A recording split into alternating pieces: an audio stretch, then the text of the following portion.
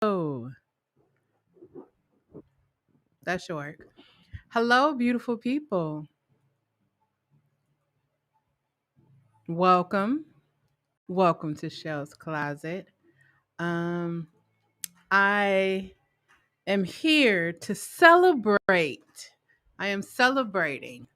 I'm trying to figure out the mic placement because I'm going to eat too while I'm here celebrating. Um, y'all know me. I be having to do last minute things all the time.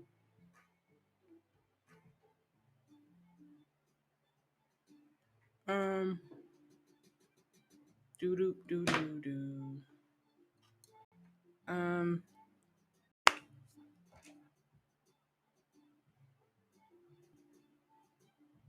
Last minute things all the time.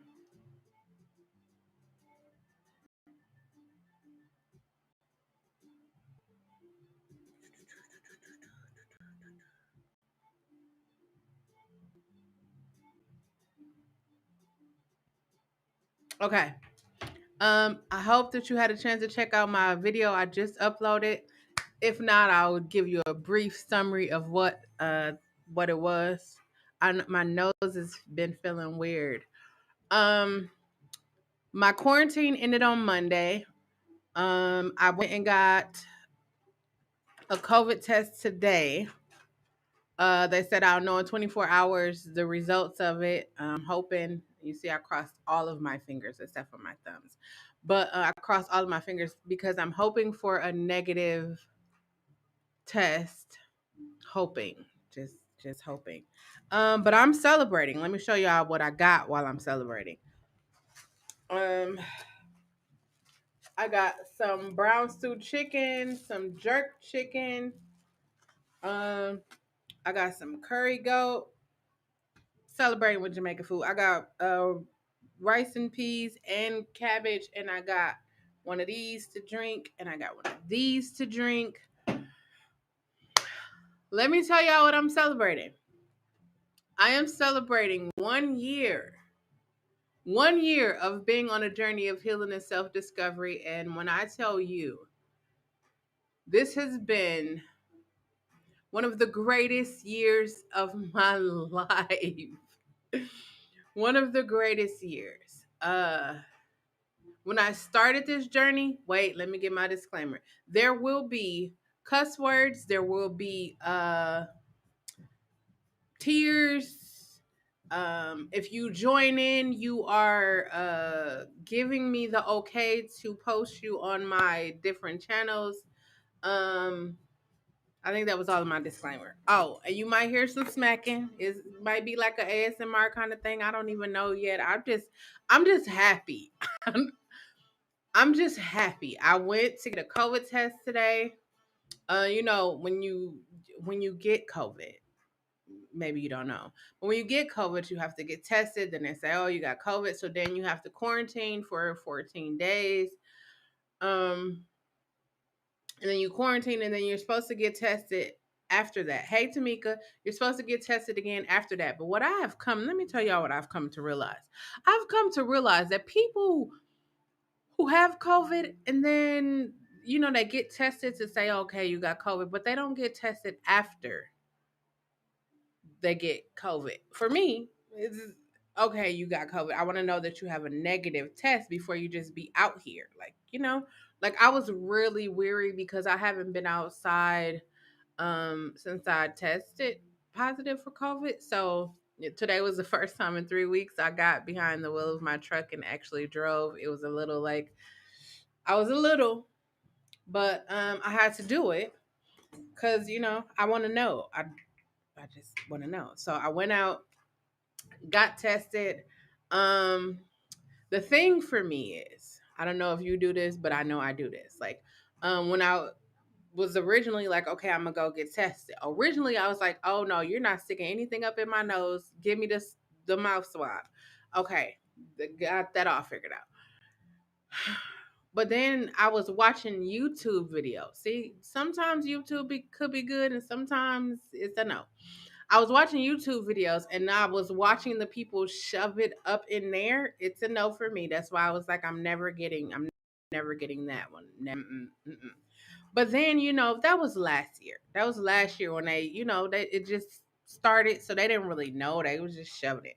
So I was kind of weary to go get a retest because it's an uncomfortable feeling.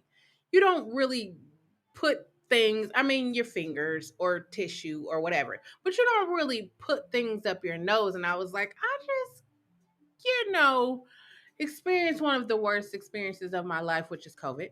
Um, I don't know if I'm ready for somebody to shove something up my nose, but I was like, I gotta go get this test. When I got the test, and they didn't even go all the way up in there. They just put like the little cotton part up in there and did it like that. He was like, "Hey, don't move," and I was like, "Oh, you ain't got to tell me." Did that? My nose do feel weird, but I mean, hey, and I'm just happy because I haven't had an appetite in 3 weeks. 3 weeks. I've been juicing. Hey Ray, I've been juicing and just been chilling. And then I was like, forget that. Today I'm eating some food. So I'm gonna show y'all again what I got. I got some brown stew chicken. I got some jerk chicken. I got some cabbage, some rice and peas, and some curry goat. I was gonna do seafood, but then I was like, I'm really not. I don't really have a taste for that. But we celebrated 1 year.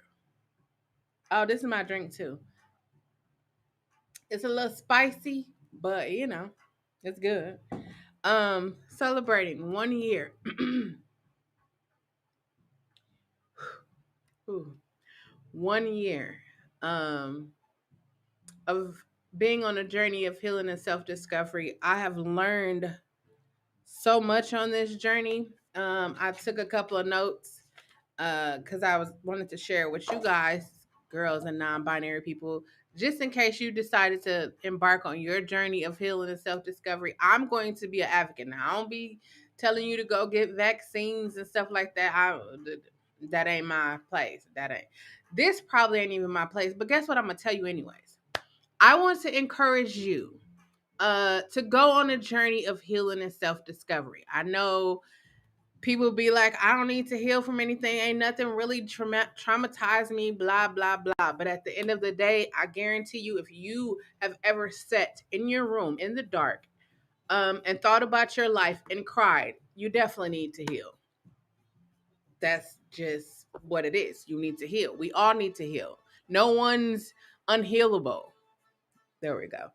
Um, and I'm so grateful that I made the decision to do that. Um, One of the best decisions I've made in a long time. In a long time. Um, I forgot. I got a slice of cake too because I'm celebrating. Um, but this journey, I'm not gonna act like it has been easy because it hasn't. Um, I don't know. I just got it really emotional right now. But I was before this. Y'all should have saw me before this. I was like, I'm just gonna be talking. What I'm gonna be emotional about? But when you actually think about where you started at, like when I think September 15th, 2020, I was heartbroken. I was devastated, disappointed. I had so many different feelings, and I was just like, you know what? Fuck it. I'm 41. I'm tired of carrying around all this unnecessary shit. Half of the shit, let me tell you, half of the shit that I was carrying, it wasn't mine to carry. I was just carrying, when you be trying to people please and do all of that shit. Wait, I'm gonna tell you, I'm gonna get into the. We gonna get into it. I'm celebrating, but I'm gonna share with y'all, the process is. I know it's not over. Let me say that I know that the journey isn't over. It's a lifelong journey. It's just something that I am happy that I actually took the time and recognized, hey, December weather, I'm actually happy that I took the time and recognized, like, hey, okay, um, I held myself accountable.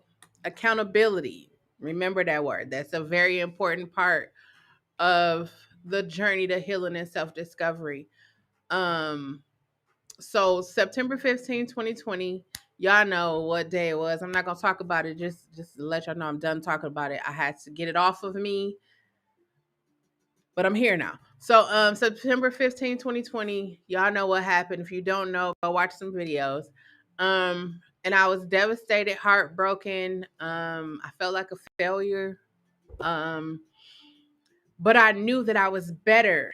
Like I knew that I there was more in me that I hadn't tapped into yet. So I was like, I'm just gonna go on this journey. And oddly enough, the journey started with my childhood. I know it started with my childhood, and I started having the moment I said, I'm going to go on a journey of healing and self discovery, and whatever I have to do, um, that's what I'm willing to do because I'm tired of carrying shit around.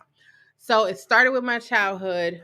Um, the first thing that happened to me was I was in the shower. This is not gonna get graphic. I was in the shower and I just started to cry, like cry, like the ugliest cry you can imagine. If you ever had an ugly cry, it was that kind of cry. And then I just said, I'm sorry.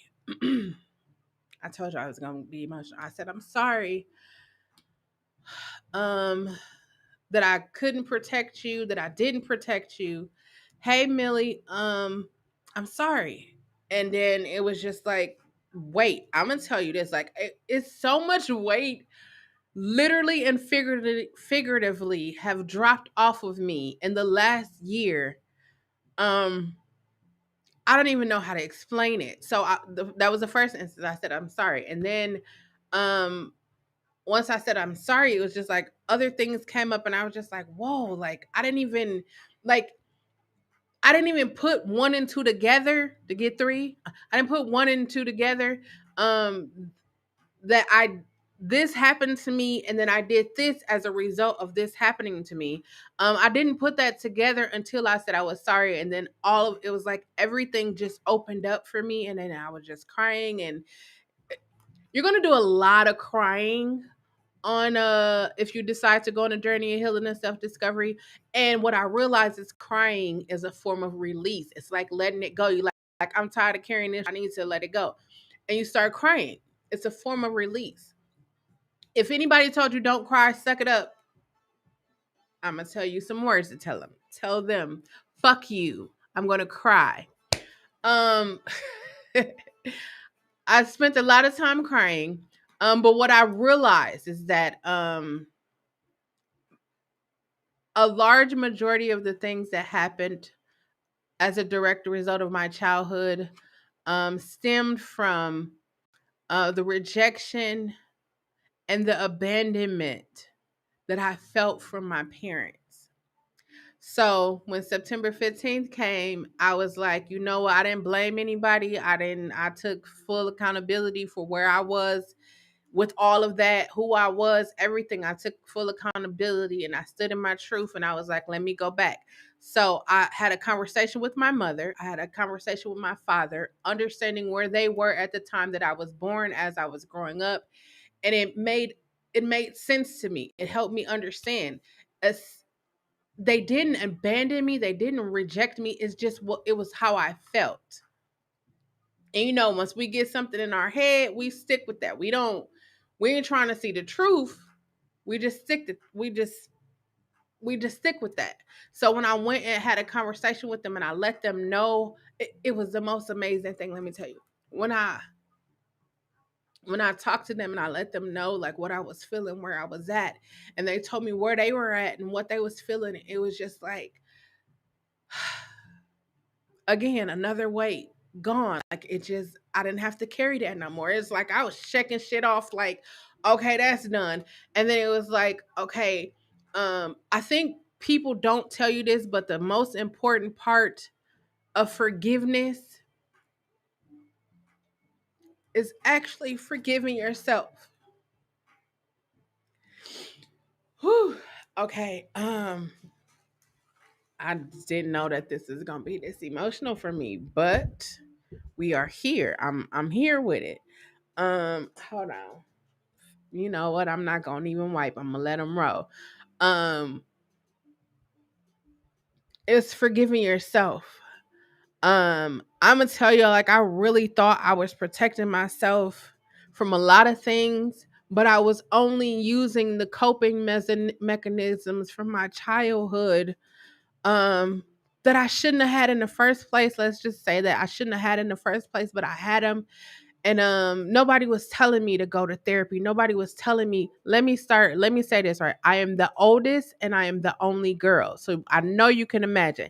Anything I ever wanted to do, I did it because nobody was telling me no. Why? Because I was the only girl and I was the oldest. That's just what I'm saying. That's just what I feel like. So like I would say, I'm gonna go to the store and buy 5 Coach bags. Nobody would be like, "Hey, you shouldn't do that. That's not a good idea. You should probably put this somewhere else." They'd be like, "Oh, I think you would look cute with a Coach bag." I don't even wear purses. Like nobody's gonna tell me no. And then as a coping mechanism, that's what I'm saying. Just so people would pay attention, I just started doing things. Hey Jamela, I started doing things. I picked up and moved to Arizona and lived there for 3 years. Like I would do things and it was just like, is somebody, anybody, could anybody just tell me no? Could anybody just say why? Ask me why. Why do you want to move to Arizona? Why do you want to go spend money on Coach bags? Why do you have more than 6 pair of shoes in your closet and you only wear one? Why do you have so many clothes in your closet with price tags?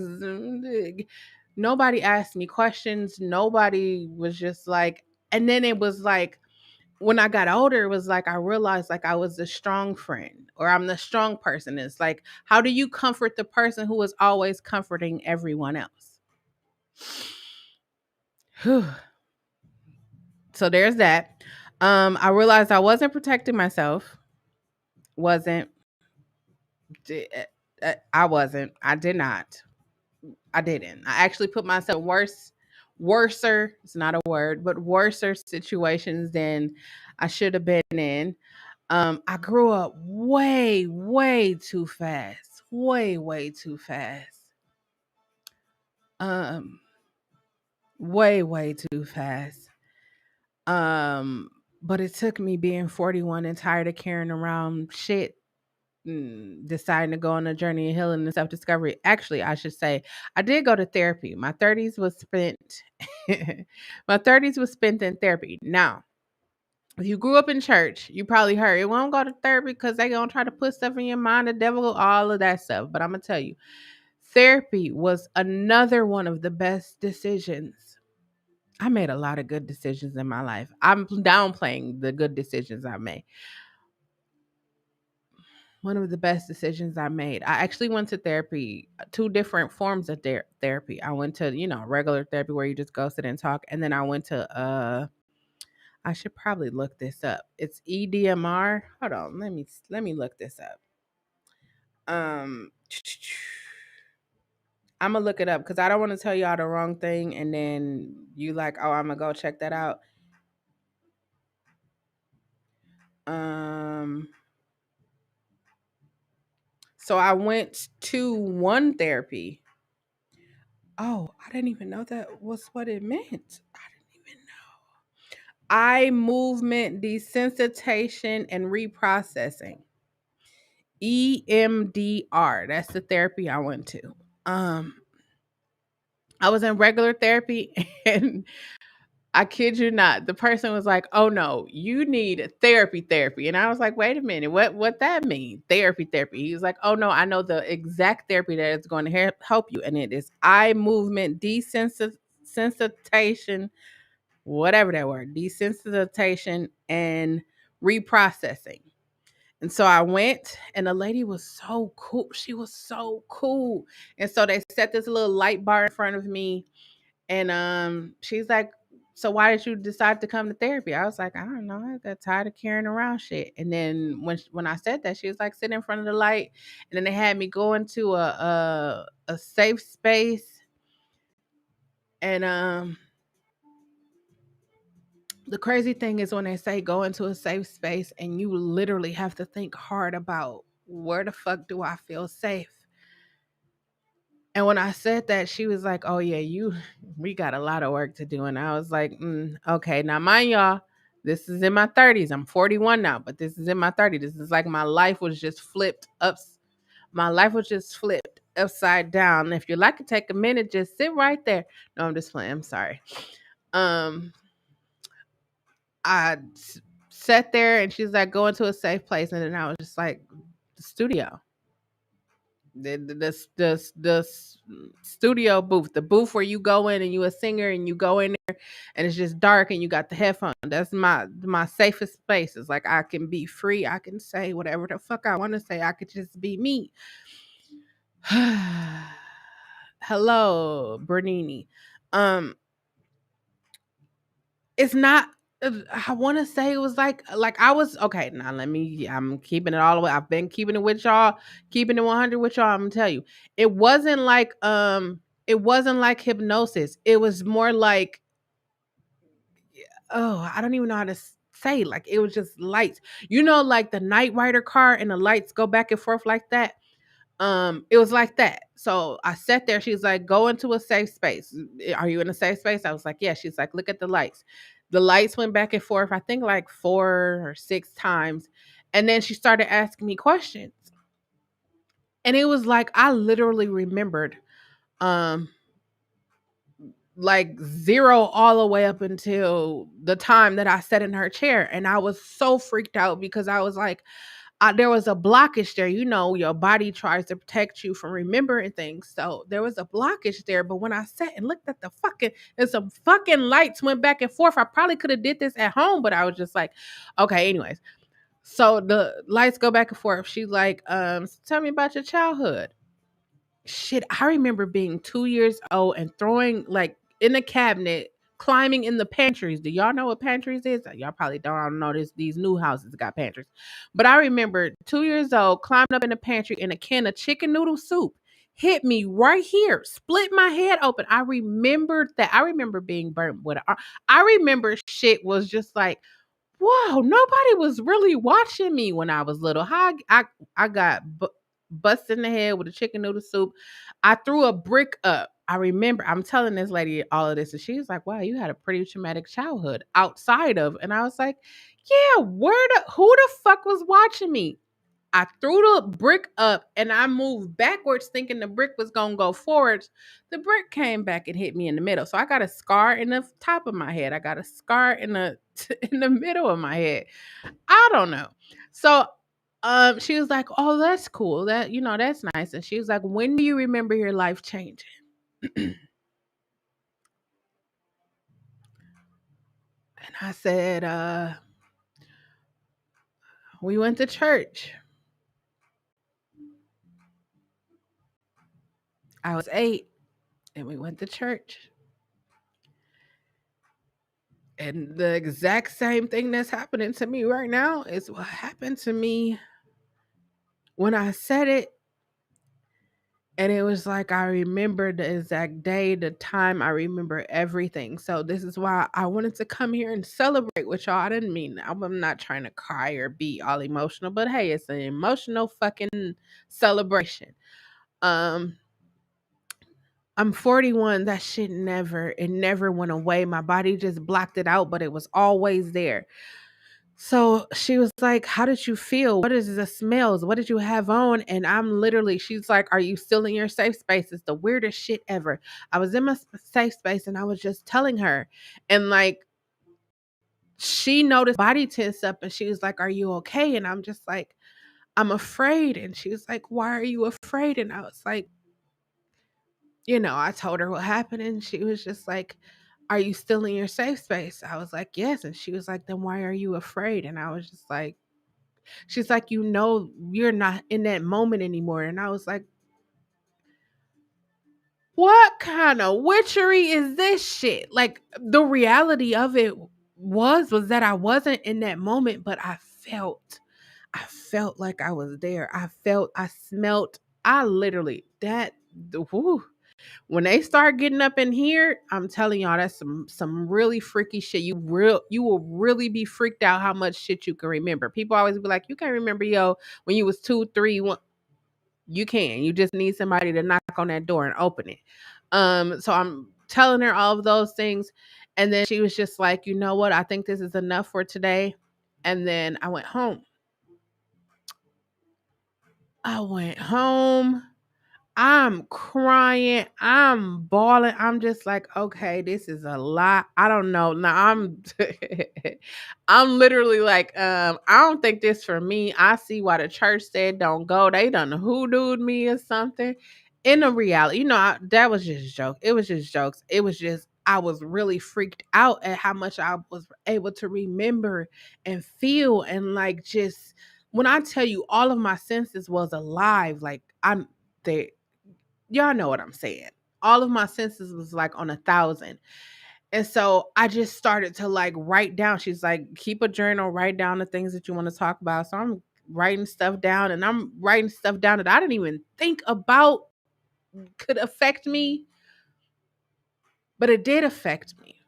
Like my parents, like I didn't care because I had my grandmother. Like I wasn't caring if y'all wasn't taking care of me because my granny was like everything. She was literally everything.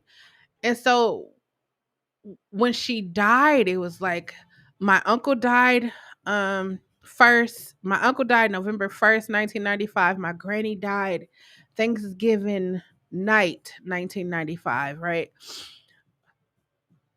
I'm gonna tell you, like, grief, if you don't deal with it, oh, it will get you. Ooh, ooh. Sorry, y'all. My top fell.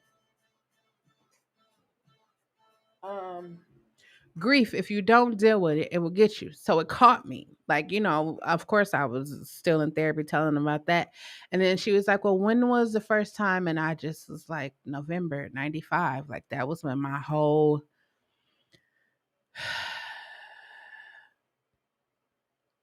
that was when like my whole life changed. Like my granny was y'all know if you got a granny, some grannies might not be, but my granny was she was a cancer. Her birthday was 2 days after mine's. So, we was rocking out here in the street. That's what she taught me how to shop at a Goodwill. It was a thrift store back in my days. She taught me how to go in a thrift store. When I tell y'all, I was so fly, middle school, high school, shopping at the thrift store. All that they was going to the Boston store and Marshalls and all them things, spending all that money. I was right at the thrift store shopping, take that stuff home, wash it, wearing it. How you get Eddie Bauer is my favorite. Everybody, Eddie Bauer's favorite. It just brings back memories. Anyways, so my grandmother and my uncle died, and mind you, I'd already been going through like molestation and all that stuff from 8 all the way. I was like 15, 16 then. And it was just like my world just I just didn't give a fuck. I didn't care. Like who's gonna look after me now? Like who gonna make sure I'm good? Like who gonna if I have questions, who I'm gonna talk to? Like you never know how shit is until you like really get into the shit of it. Um so she's walking me like let me tell you, I did one of these numbers. I was like, oh, my uncle and my grandmother died in 1995, but other than that.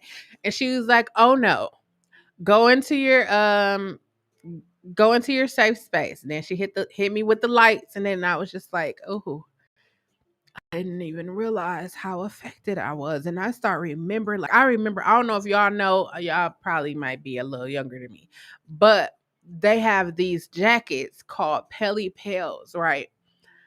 My uncle bought me a green, it was like a New York skyline Pelly Pel. Um, and I just knew I was fly because back in those days, all of the doughboys was wearing Pelly Pels, and my uncle had bought me one, so I was fly. And then Usher had came out; he got me the Usher chain, and I'm remembering all of these things. Like I'm telling you, memories was gone. Like I couldn't remember. I'm gonna tell y'all this right. I literally could not remember a positive thing from my childhood, my teenage years up into my 20s. I couldn't remember shit. I remember every negative thing that ever fucking happened to me, but I couldn't remember a positive thing. So I'm talking to her about this fucking green Pelly Pale coat, my first Brewers baseball jersey. Then he bought me all other kind of jersey. He bought me, when I tell y'all, he set me out with my first, like, he taught me about sneakers. He talking me, he Hey, he set me out. Like, and I didn't even realize just how much like I had for him. Like he just literally loved me, like just loved me. And so then when he got shot, his best friend, or not his best friend, like, I told y'all, who wore Pelly Pale coats. So I'm pretty sure you could pick up on who my uncle was. Anyways, so one of the, people that was in his camp, he was murdered by them. And then I think the hardest part of that, like he was murdered, and that was tough, but the hardest part was my grandmother being in a hospital fighting breast cancer. Um and I had to tell her that her youngest son is gone. Like she's asking for him to come. And they're like, should we tell her? Should we not tell her? What do we do? And at that time I'm just young. You don't know. You just be trying to I'm just trying to live. I'm just trying to survive and keep myself safe. That's what I would say now. I was just trying to survive and keep myself safe. I didn't know, like, the I didn't understand it. I was an adult at 8. I was an adult. I wasn't an adult, but y'all know what I'm saying. But when she was like, "Well, how did you feel losing him and your grandmother?" And it was so weird because it was like I realized I put this connection together, right? Um I haven't celebrated Thanksgiving in like a normal, like you guys probably normally celebrate Thanksgiving, everybody come together and you all eat, talk or whatever. I haven't celebrated Thanksgiving normally since November 24th, 1995. I just haven't. And I also have never, I don't like KFC. I didn't never used to eat it before, but I never ate KFC because that was the last thing I remember somebody buying my grandmother at the hospital.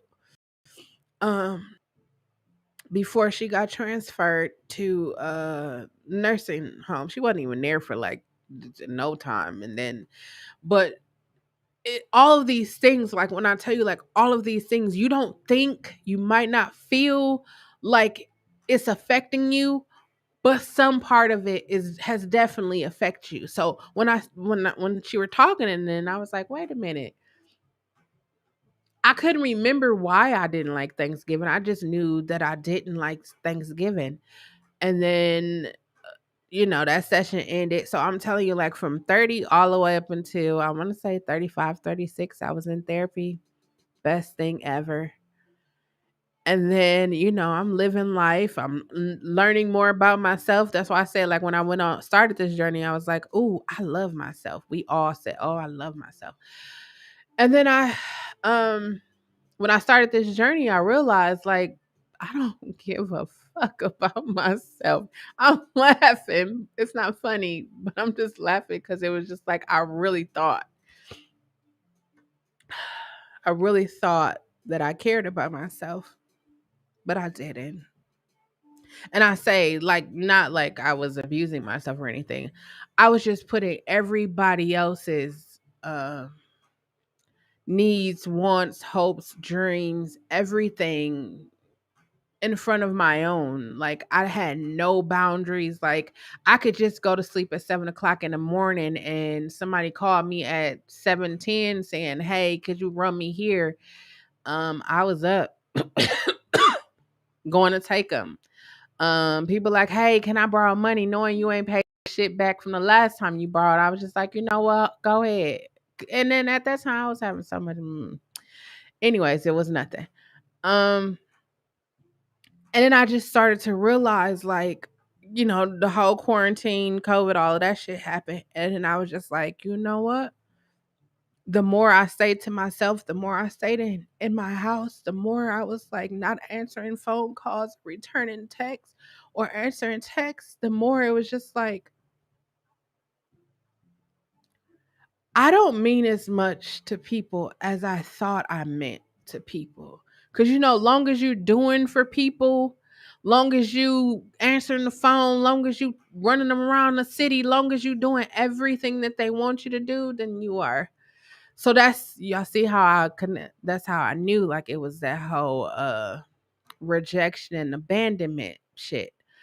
And I was like, oh no, I'm not doing that. I don't I don't want to do that. I don't even do that. But at the same time, I was like, I don't give a fuck. I don't want to do that. And so then I was like, how do I stop doing it? And I was like, I had to learn the word no. Like, ooh. Y'all ever watch Lion King and he was like, Mufasa, Mufasa, or she was like, Mufasa, and then she's like, ooh, it tingles me. So the word no,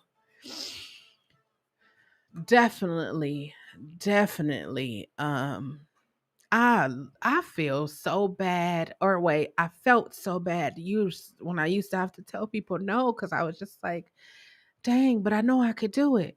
Shit. Now 41, fuck that. No. Hold on, no. I done got so good. Hell no. And if I'm really feeling spicy, fuck no. I got there. It took me a minute. It took me 40 years. 40 years, but I'm there. So, I talked to my parents. Um, Therapy. Y'all see how I just had a whole emotional breakdown when I thought about therapy. It was the best thing ever. I'm actually I love therapy. I'm looking for a black therapist right now. That's what I'm looking for. Anyways, um fam, I dealt with my childhood. I dealt with my parents, talked to my brothers. And my brothers, one of my brothers is like, when you moved to Arizona, I felt like you abandoned me.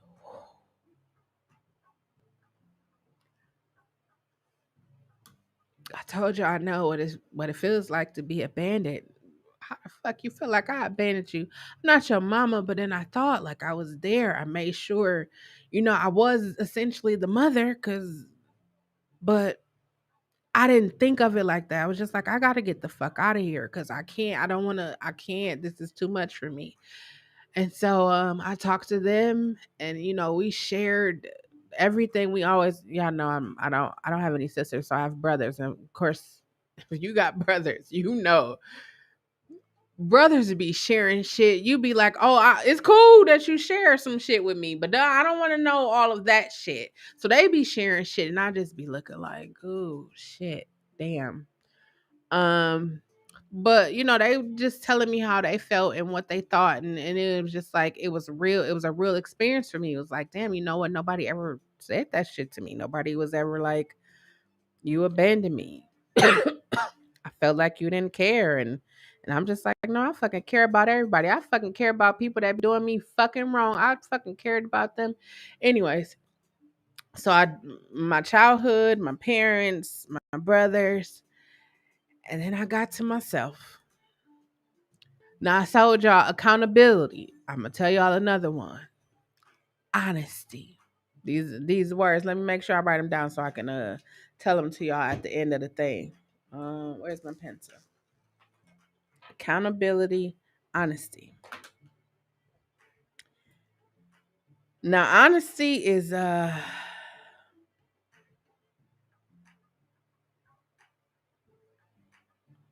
it's a word we all know.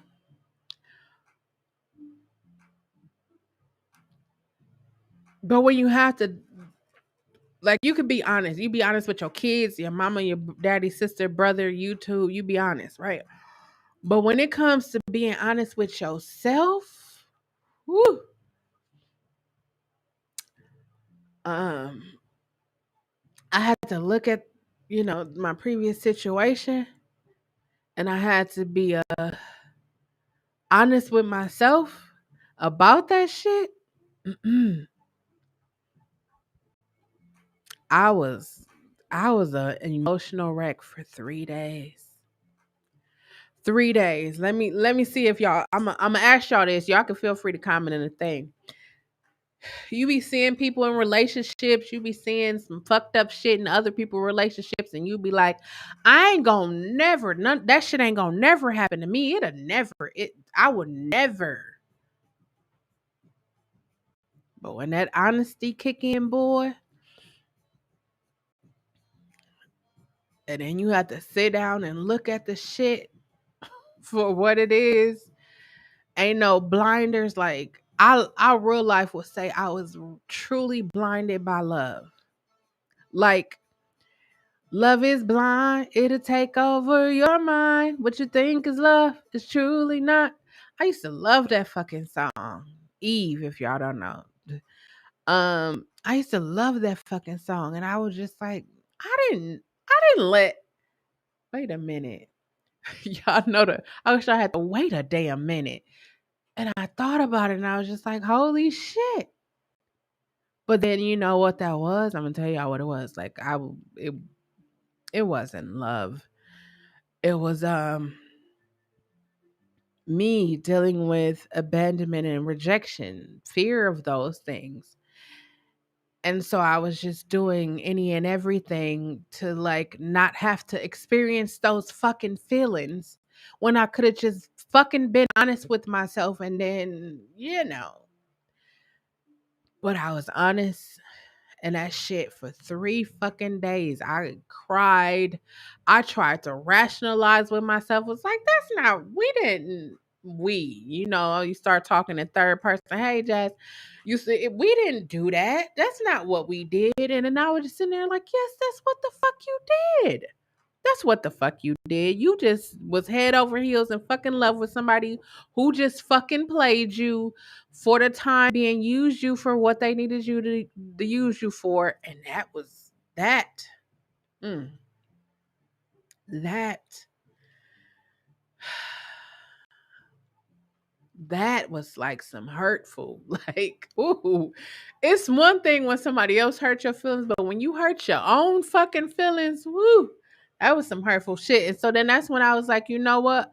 I'm gonna come and I'm gonna share this with y'all because I like I said when I came a year ago, I was like, I see so much shit and I wish like people would have said, hey, this is what's gonna happen to you when you get molested or when you get raped. Like you're gonna have feelings of suicide, you're gonna have feelings of depression, you're gonna have feelings of like worthlessness. Like you're gonna have these fucking things. Like I wish somebody would have said that. I wish somebody would have said, when you experience sex at a young age, this shit is gonna happen to you. Hey, Famika. I hope I said that right. Like, I wish people would have said those things to me. And then I was like, you know what? Fuck that. I was so fucking in love.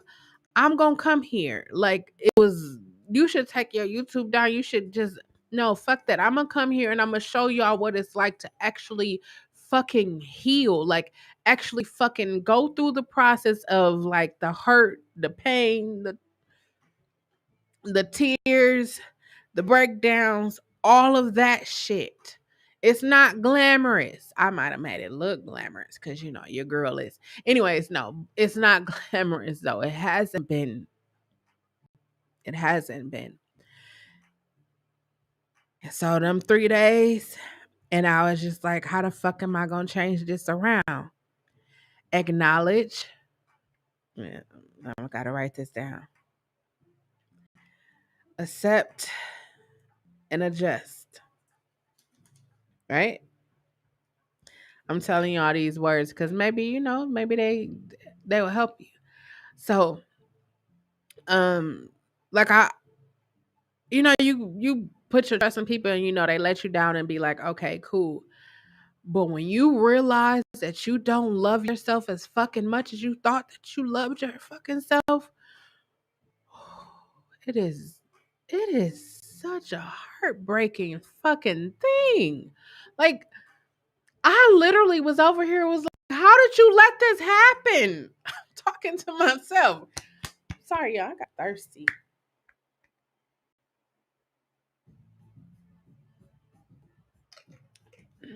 Talking to myself. Oh, spicy. Talking to myself like, how the fuck you let this happen?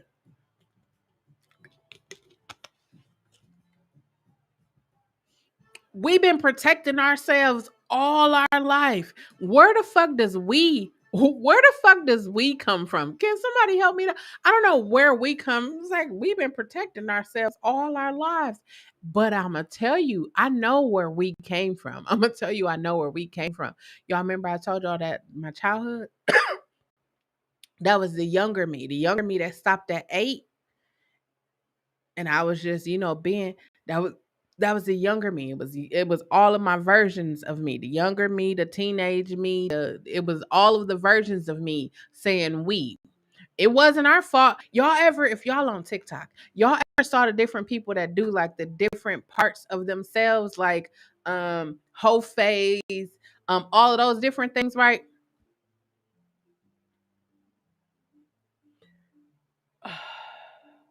I'm sorry, I'm reading. What do you do when you realize you do love you like you thought you were supposed to? Um, you fucking cry. You acknowledge that you don't or do love your fucking self. I'm gonna say don't love my fucking self because I didn't. So I acknowledge that. It took me a minute. It took me a couple of months. I'm gonna be 100%. It took me a couple of months to get to the point where I accepted that. Cause we didn't do that. Why would we do that? And I'm really in here like, why would we do that? Why, knowing the shit that we've been through? I'm throwing it at myself. Knowing the shit that we've been through, why would we allow some shit like that to happen? And then, um, and then I accepted. That was another 2 days of crying. I accepted. I don't love myself the way that I thought I loved myself. I do care about other people's feelings a lot more. Have y'all noticed the thread here? That's that uh, rejection and abandonment. And then I was just like, why the fuck do I do that? And then let me tell you, the 30-year-old me was like, you know why the fuck you do that? And I was just like, yeah, you're right. And then fast forward to when I said I was in the shower and I said I was sorry. It was because I wasn't paying attention. I wasn't paying attention. And so then it comes the adjustment. Like this entire year has been a great adjustment for me. And I'm gonna tell y'all why it has been great in just a few minutes. Um, so processing. During all of this fucking processing, now I've seen my mother, like I've seen like the women in my family. I'm just gonna that's fucking aha moment. That's where the fuck it happened. That's where it started. If y'all wonder why I'm coughing, it's the lingering thing. It's been since I had first had COVID. So I watched the women in my family be silent when fucked up shit happened to them. And in my mind, I thought that was a sign of strength. Like, so it was like, oh, this shit happened to me. So I'm not, I watched my mother. So it's like my grandmother had two daughters and two sons. And so one of them passed, and then the other one of the sons passed. It's only my mother and her little sister. Those are the only two left. So I watched all of the women in my family be silent, and then I, took that as a badge of honor. Like, yes, being silent is, I'm a strong black woman. Fast forward to this fucking fast forward to 2021 shit. I was like, fuck being silent. Have you ever thought about somebody did some fucked up shit to you, then you be silent and they be out here woofing to everybody what the fuck they did? And then it was just like, no, my chest did not hurt. I did not lose my sense of taste or smell. I just had I couldn't walk, talk, get out of the bed. I couldn't like eyes. It was some weird shit. But I was like, you know what? I'm done being silent. I'm done being silent, right? But then I remembered a time in my life where like 15 when my grandmother died. It was around that time where I literally stopped fucking talking. Like it wasn't nothing wrong with me. I was just like, nobody's listening to me anyways. You know, when you get molested and you're telling people shit is happening to you, or people know that shit is happening to you and they don't do shit about it, you just like, what the fuck am I going? Sorry, y'all. I just felt like I had to burp. Excuse me. What the fuck am I gonna keep talking for if no one's listening? So I stopped talking.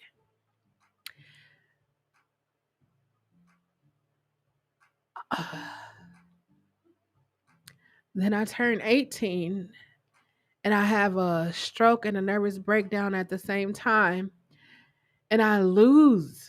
No, I fucking voluntarily, I just was like, I'm not gonna talk for what seemed like 2 years. It probably wasn't 2 years, but it seemed like a long period of time. And then my fucking body decides that it was tired. So if I don't know if there's a lot of themes here. Don't fucking hold that shit in. Don't fucking be silent. Talk about that shit. Let that shit go. Let it go. Um, so I turn 18. My fucking body decides, oh, yeah, we don't want to talk or we don't want to walk. We don't want to do shit. We just want to just sit here. And I'm sitting here like, no, the fuck you not, because I'm 18. I got to go skating and bowling. I got some more shit I want to buy to go in my closet with the other shit that I don't wear is just fucking in there. So I'm can't walk or talk. And it was like, newsflash, you will never, never, never. You mean like for as long as I'm alive, I will never walk or talk? What the fuck you mean I was just walking and talking 24 hours ago? That's why I'm saying when I tell y'all this journey has given me the opportunity to just be still and look at my life and see how blessed, I don't even use that word, but see how blessed that I am to be 40 fucking 1 years old.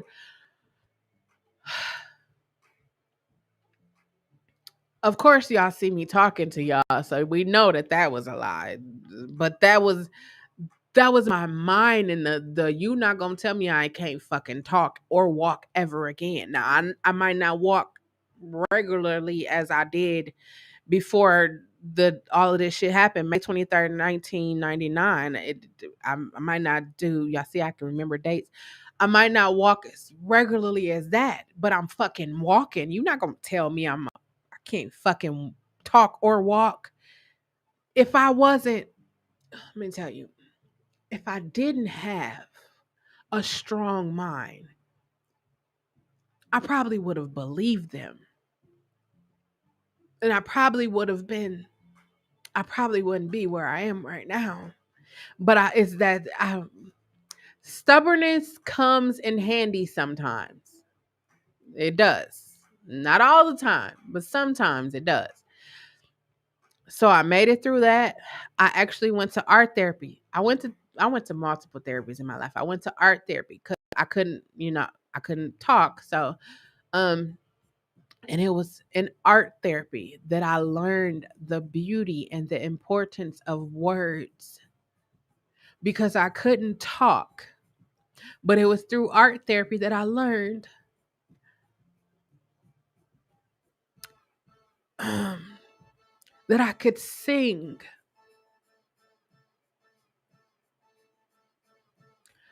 And I'm sitting here talking to this lady, and I'm just like, I couldn't talk because I had they call it a brain attack back in the days.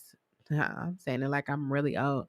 Back in the days, they call it a brain attack. It's like a stroke and a nervous breakdown at the same time. So I lost like my ability to like talk, walk, smile. Y'all know I be out here smiling. Y'all see it. I lost all of that. So I go to art therapy and I can't talk. So of course I have to carry around a fucking notepad. Um, I'm gonna say, like, I honestly feel like this helped me when it came to, like, when it comes to singing and writing songs. But anyway, so it was there that I learned that I don't know which side of the brain, but talking is on one side and singing is on the other side. Um, and so I learned that I could sing, right? And so I just started singing and then like started singing in my head because I was like, how the fuck can I not talk but I can sing? And one day I was just like, I feel like going on. No stutter, nothing. Like it came out just like that.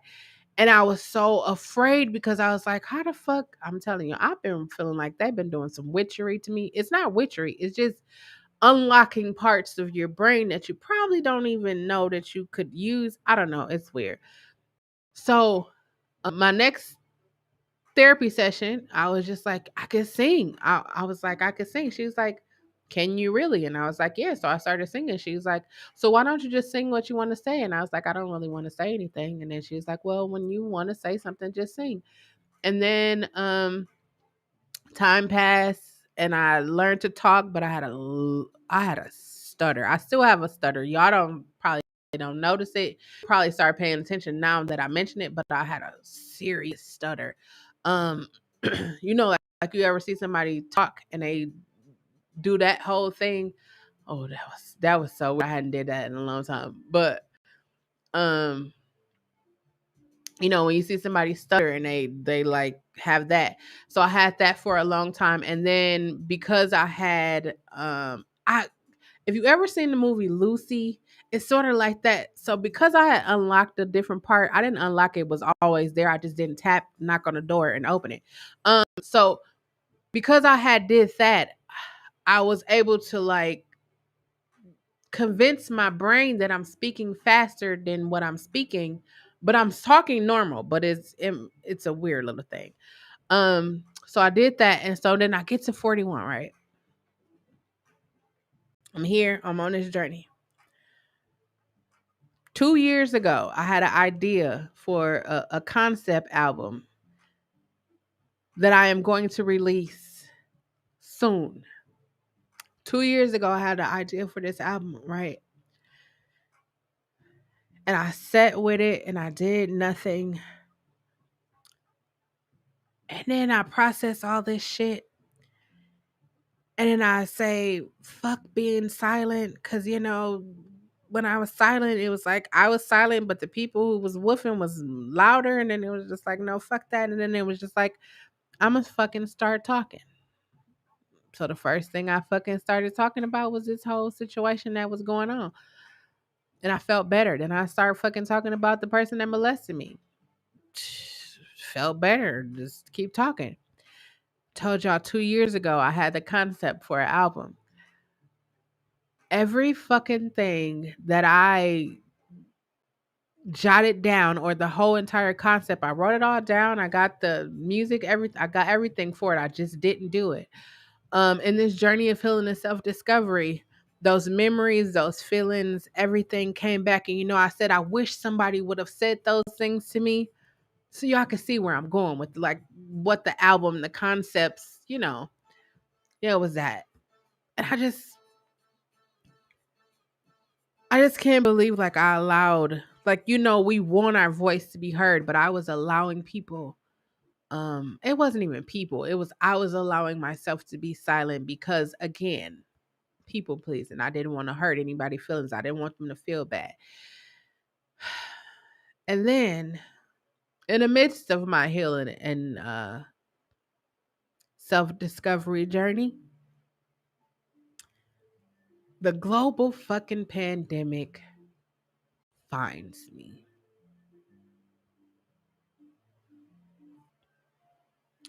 Now, when I tell y'all, like, I knew the exact day I got it, like, I knew, I was like, damn it, I didn't wear a mask. And I knew that I got it from my mother who was going to work. So I picked her, I knew I got it from her. And so that Wednesday, I felt a little, like when you first start feeling sick, like I felt a little sick. And then Thursday, I felt a little sicker. And then Friday, I was like, okay, I'm sick. And then Saturday, I was like, oh yeah, I'm definitely sick. And then Sunday, and then I came here and I was like, I'm not gonna do this Saturday. I mean, I'm not gonna do this Sunday dinner and convo. And I tell you, the moment I pressed end on that video and I went and laid in that bed, um, yeah, that was the worst. That was the entire worst. Worst thing, like worse. Like worse. And I'm gonna tell you, it was even worse. Or worser isn't a word, I shall, but it just sounds like it's supposed to go there. It was even more bad because I realized that I was allergic to acetophetamine, Tylenol. I'm gonna just say Tylenol. I realized that in the midst of having COVID, while I'm drinking cough syrup with acetophetamine in it. So can you imagine what it's like to have COVID and bronchitis and an allergic reaction to acetophetamine? Yeah, that was one hell. But when I tell y'all, when I was laying there and I couldn't move and I just felt horrible. And I just like, I wanted to make YouTube videos. I wanted to go live. I wanted to do so much shit. I wanted to just run through the grass. I wanted to do I wanted to do all kinds of shit. Shit I had never even done before. I wanted to do that. Like I wasn't afraid. I wasn't afraid. I'm not afraid. I wasn't afraid.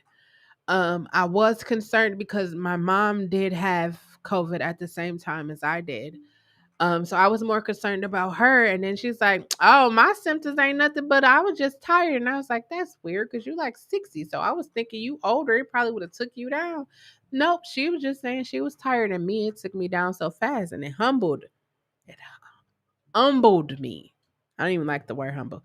It didn't humble me. It just allowed me to put my life into perspective. Like I was saying to y'all, like I laid in the bed and fucking looked up at my ceiling.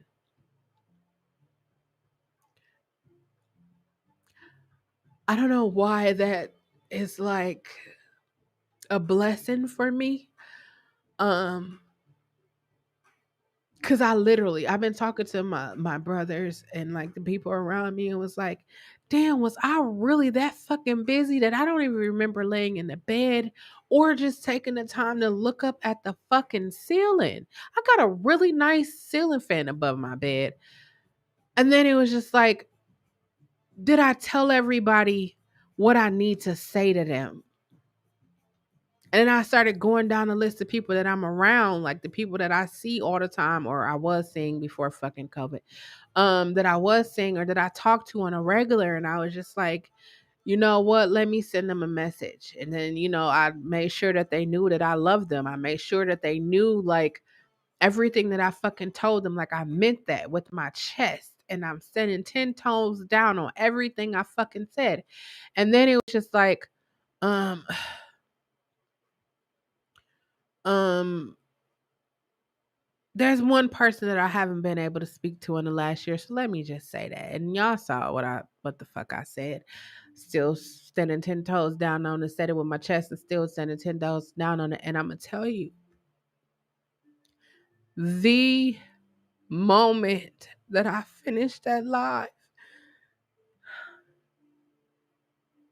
I felt like an elephant had been fucking lifted off of me.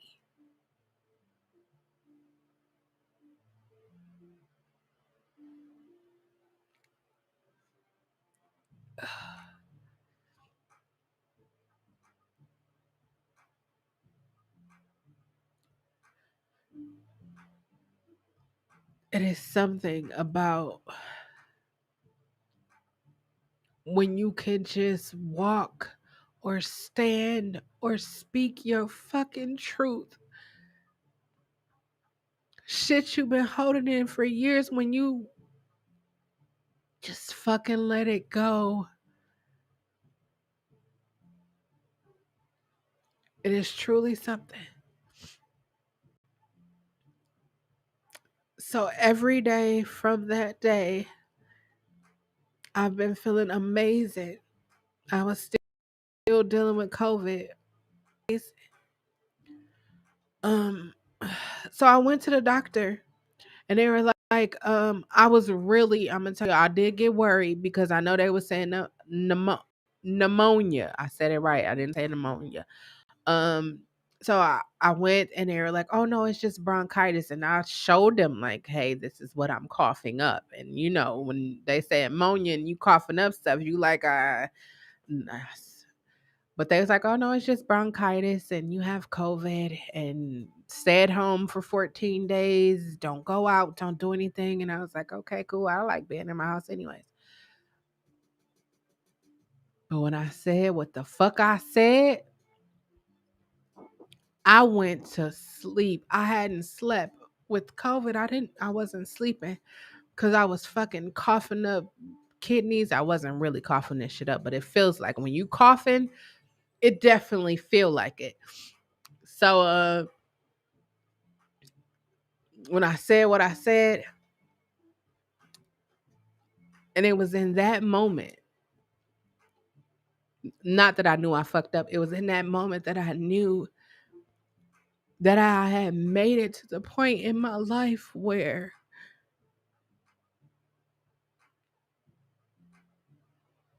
all the shit I've been through, therapy, um, loving, losing love, marriage, divorce, parents, every fucking thing made sense for me. Every fucking thing. I realized that I have never celebrated. I told you I remember every fucking negative thing that happened to me. I have never celebrated anything that really happened to me. Like, I'm the only grandchild that had my grandmother at my middle school. Um, she got to see me graduate. I was the only one she got to see graduate. Um, I graduated high school. I don't even know how the fuck I graduated high school, but I graduated high school. My grandmother died when I was a sophomore. Junior, senior year, I literally do not remember. And I mean, I just don't remember. I remember going to school, but I really don't know what the fuck I did. Like, when I say I don't know how I fucking graduated, my GPA was shit. I don't even know how I fucking graduated, but I did. And then I went to college. Um, and I made history two times. Um, the year I graduated because I was the first African American student, black student. I went to a predominantly white institution, PWI. I went to a predominantly white institution, so I was the first African American to have a senior recital. I majored in music, um, and I was the first African American to graduate from the school with a music degree. Never celebrated that. Um, got businesses. Never celebrated the accomplishments of my business. And then we gonna fast forward until now, where one of my businesses just won a business grant. I've scored a fucking documentary that is still streaming on HBO Max right now. Did I say my business won a grant? I'm all over the newspapers, the business times. I'm all over that shit. I never even celebrated because I had this complex. And this is where I learned that I developed this complex. Um, going to predominantly white schools, being black, living in the hood, going to predominantly white schools. You ever heard the you talk white? Or you think because you go to that school that you better? Or you think you better than us? I never said that. So because I will hear those all the time, I never really talked about the things that I did because I didn't again, here, do y'all see a thread? I didn't want the people around me to feel bad. But guess what I said when I had COVID? Fuck that. If me talking about the accomplishments, that the things that I fucking accomplished in life don't inspire you to get up off your ass and do something, that ain't my problem. That ain't my problem. I'm here. I said when I came back, I said I'm gonna be nothing but share nothing but love and positivity. And I'm gonna keep it all the way 100 with y'all. For a brief second, a brief second, a brief second, I wanted to be petty. Mm. I wanted to be petty. And if you don't know me, I'm gonna tell you this. Something about me. I am skilled at sarcasm and I am skilled at pettiness. Those are two things I'm skilled at. I celebrate those things. You see that? I celebrate those things, but I don't celebrate anything else. But those two things I celebrate. And so I literally, like, I could taste it. You can't even taste pettiness. You can't taste it. It's impossible. I wanted to do that. But then I said, the human part of me understands that hurt people. We talked about that a while ago.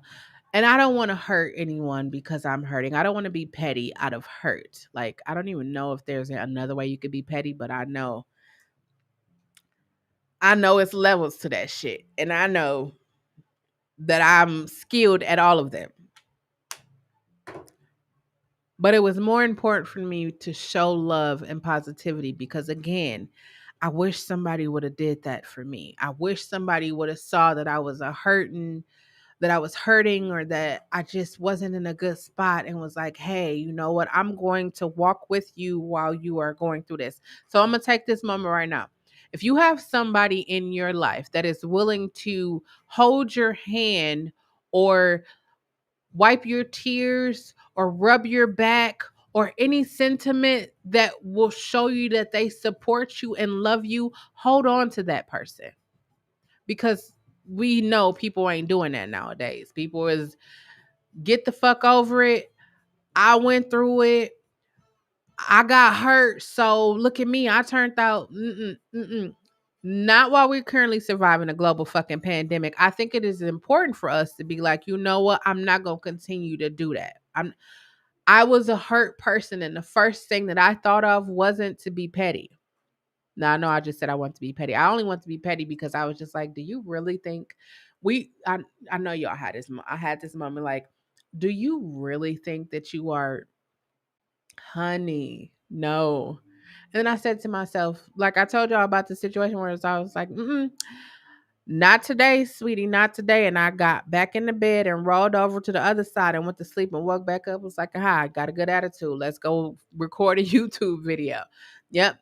Just so y'all know, I am starting back up with my positive. I'm gonna do positive affirmations, positive quotes. I'm going back into it. It was a little shaky up in there for a minute because I wanted to be petty. I wanted to, but I didn't. And that's how I know. That's how I know like people could. I said this to my son Elijah. I don't have kids, but he's like, my son. So I said, whenever you get angry, if you ever notice, like, especially people of color, this is not to, stereotype us, but especially people of color, when someone says something to you that could help you, you feel defensive. You get defensive, and then you want to the first thing you come back with is mm, the first thing you come back with is like something really hurtful. And y'all know we do it. Y'all know we do it good too. You think you trying to who the fuck you think you is what we say, or no the fuck you didn't, and then we start with something that we know that's gonna hurt your feelings because you done hurt my feelings. You called me out on my shit, and I know what you're saying is true, but Who the fuck is you think you gonna hurt my feelings? And then you say that shit to them. And then, but me, I'm gonna tell y'all what I learned on this journey of healing self-discovery. Sorry, my lips just got real dry. I learned that in that moment, if you just go,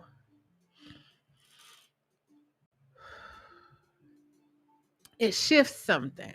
So you hear people talking, you hear them being petty, you see them, you watching them, with YouTube and all this fucking technology, you can see and watch them be petty. And you just be like, I'm gonna pray for you. I hope that your life is so wonderful. Like I hope that God, Buddha, Allah, whoever you believe in, rain nothing but positivity, love, and wealth over you. And you understand that they are just hurt and they don't know better. That'd be my thing. Not giving them an excuse, but it's just like you don't know. You're talking out of hurt right now. You're talking out of anger. Like somebody ever cussed you out and then time goes on and they call you and be like, "Hey, I was sorry for what I said. I was just mad." You knew you was fucking mad if you would have just took a moment and breathe or said, "Hey, let me talk to you in a day or so, or give me some time to process this." That's the thing, we don't like to process. I wasn't processing shit. When I realized I didn't have any fucking boundaries, I was like, "What the fuck? I do got boundaries because if I don't want to do something, I'm not gonna do it." I told y'all people I would just go to sleep at 7 o'clock. And I was only up because like my creative times is from like two. This is so crazy because my creative times is like from 2 to like 7. 2 a.m. to 7 a.m., which is so crazy. I said it was crazy because the cough I had that I still got, um, I will have it starts at 10 o'clock and from 10 up until 7, it was the worst. It was the worst. Um, but yeah, I just don't want to be negative. I just want to be positive. I want to share as much love. Like we don't have people that's telling us that love you. I love you. We don't have people that's telling us I love you and truly mean it. We got people like, yeah, I love you because they know we gonna give them a place to stay. Y'all know it's cuffing season, so people about to be loving everywhere. It's about to be so much love. Y'all gonna see new couples pop up, all that because it's cuffing season. It's about to get cold outside. Hey, but if we really think about it, right? Like when somebody says I love you, like some of us, and y'all notice I'm including myself, some of us don't really believe people when they say I love us because um we have this thought in our mind of how love is supposed to be. Like love is supposed to pay my rent. Love is supposed to love these kids that they made. Love is supposed to do all of that. But if you understand love, I'm gonna say this, right? If you have kids,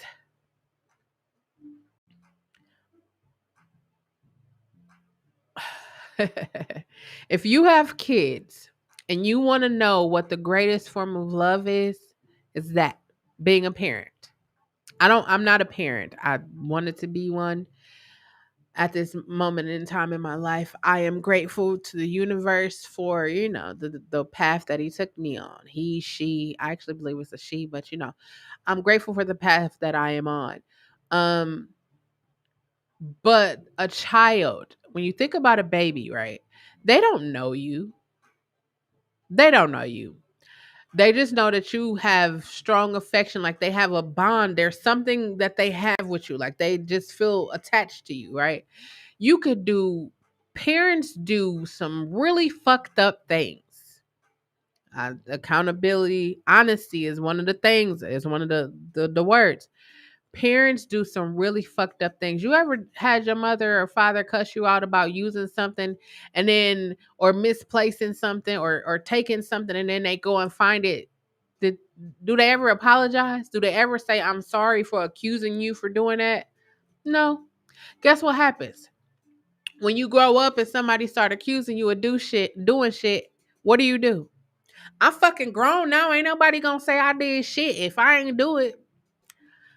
I'm trying to tell y'all might not think that shit from y'all childhood, y'all past is affecting how y'all do right now, hey, listen, it affects it. It affects it. I wish I said I was gonna come. I said, you let me get up off this fucking bed. I'ma say I'm never gonna be fucking silent again. Have y'all been here? Have I been silent? I don't get I don't give a fuck, fuck, fuck, fuck, fuck, fuck, fuck, fuck, fuck. That's gonna be my new song. I'm telling y'all, y'all gonna hear it. Y'all be like, "Hey, I don't give a fuck."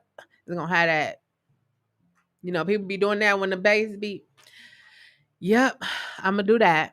I got that song. I really don't. It doesn't matter. Cause guess what? Guess what I realized?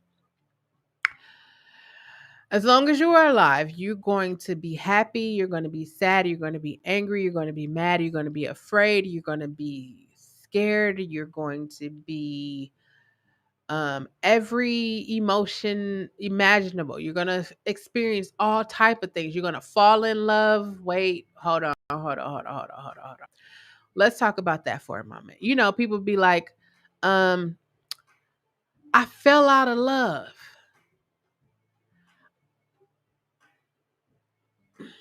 I have there's a part of me, because all of these different parts of my brain is unlocked. There's a part of me that's still trying to understand, like, how do you fall out of love with someone? Because when I think about the word love, when I think about love, like, I, I don't give a fuck what you do to me, I still love you. That's what I think about love. Like, I think when people say that, I think that they were just in strong like at the moment, or lust. Because when you truly love somebody, like a parent, like a mother, and then you have those people like, oh, that's a different type of love, but it's love unconditional. It's unconditional love. And like, you want, when you get into a relationship or situationship, or whatever, you want that unconditional love from the person that you are with. That's what you want. So imagine imagine a parent being like, "Oh, I fell out of love with my child." Like love and being in love is two different things, right? That's what D said. My brain, like, I understand there's, like, the Bible talks about agape love, all these different levels of love, right? But my mind just comprehends love as love. Like, I really fucking love everybody that is in this fucking room. And I truly fucking appreciate y'all, because y'all made my whole fucking COVID experience, this whole fucking year. Y'all made this year, like, y'all definitely solidified in me that I made a good decision. I'm telling you, I've been killing it with the decisions. Like, y'all definitely solidified and let me know that I did a good thing. And that wasn't, I didn't do this to, like, oh, they gonna say, no, I didn't do that for that. I did this because of me. Like, I felt like I needed somebody to do that to me, and I wanted to be that person for y'all. Like, I be saying all the time, I don't give a fuck about likes. I didn't even tell y'all to thumbs up. I didn't tell y'all to do shit. I just started talking because that's just what I do. Like, I'm not here to make money. I'm not here for none of that. I'm here because I genuinely love y'all, and I wish somebody would have said this shit to me. So I'm gonna say it to y'all. And it's gonna be out here for people to look forever. You having a bad day, just come on back and watch it. What was that word she said? Honesty, accountability, acknowledging, accepting, adjusting. I got some other words too. Um,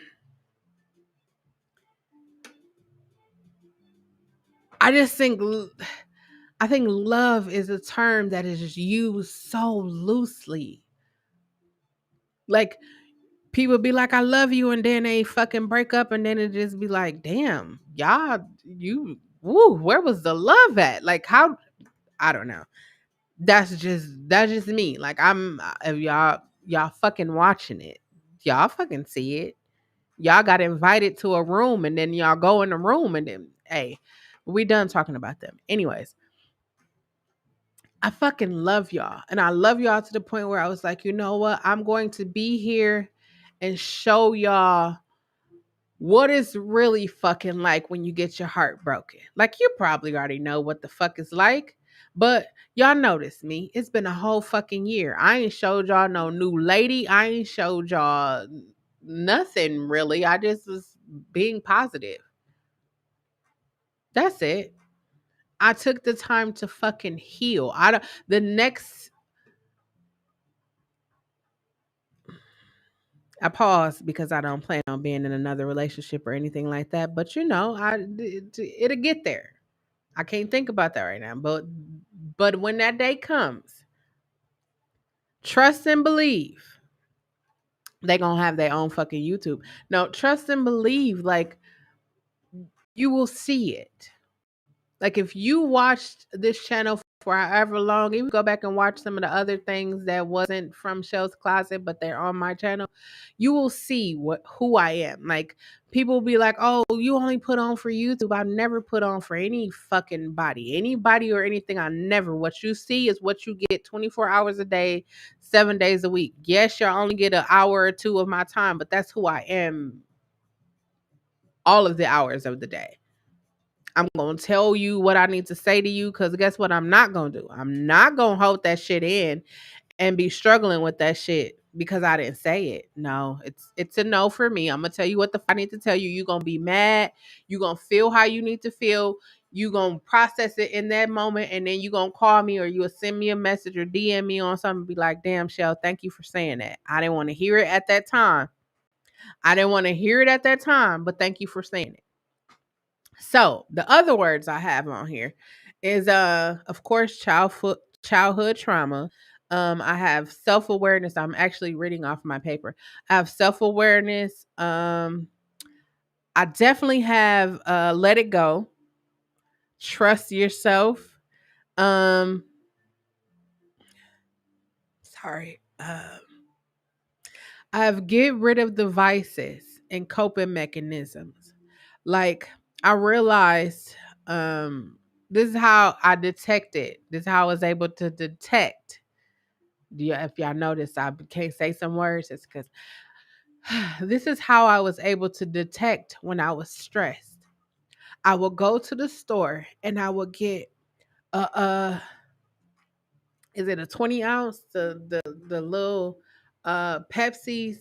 Then they start making 1 liters. Oh shit. I will go get a 20-ounce Pepsi. I will go get a pack of Frito Lay. I will get the two $4 pack of Frito Lay sunflower seeds, and I will get some peanut M&Ms. Who does that? I was doing that. That's how I knew when I was stressed. I would go and I would eat that, and I would eat 2 bags of fucking sunflower seeds. Probably had high blood pressure. I don't even know. I would drink a fucking dark Pepsi soda just to burn, eat the sunflower seeds. The salt is tearing in my throat. I drink the Pepsi, burn it, and then I have a sweet dessert of, excuse me, peanut M&Ms. And when I made that connection, I was like, holy shit, I was stressed a lot. Like, I was stressed a lot, a lot. And then when you start thinking about what the fuck you're stressed about, it was like, it's not yours to be stressed about. It's not, mm, I ain't ate none of my food. It's okay. It's still good. Sorry, y'all. When I realized it wasn't my fault that I got molested, but nobody's going to tell you that, because people will make it seem like you was fast or you wanted it.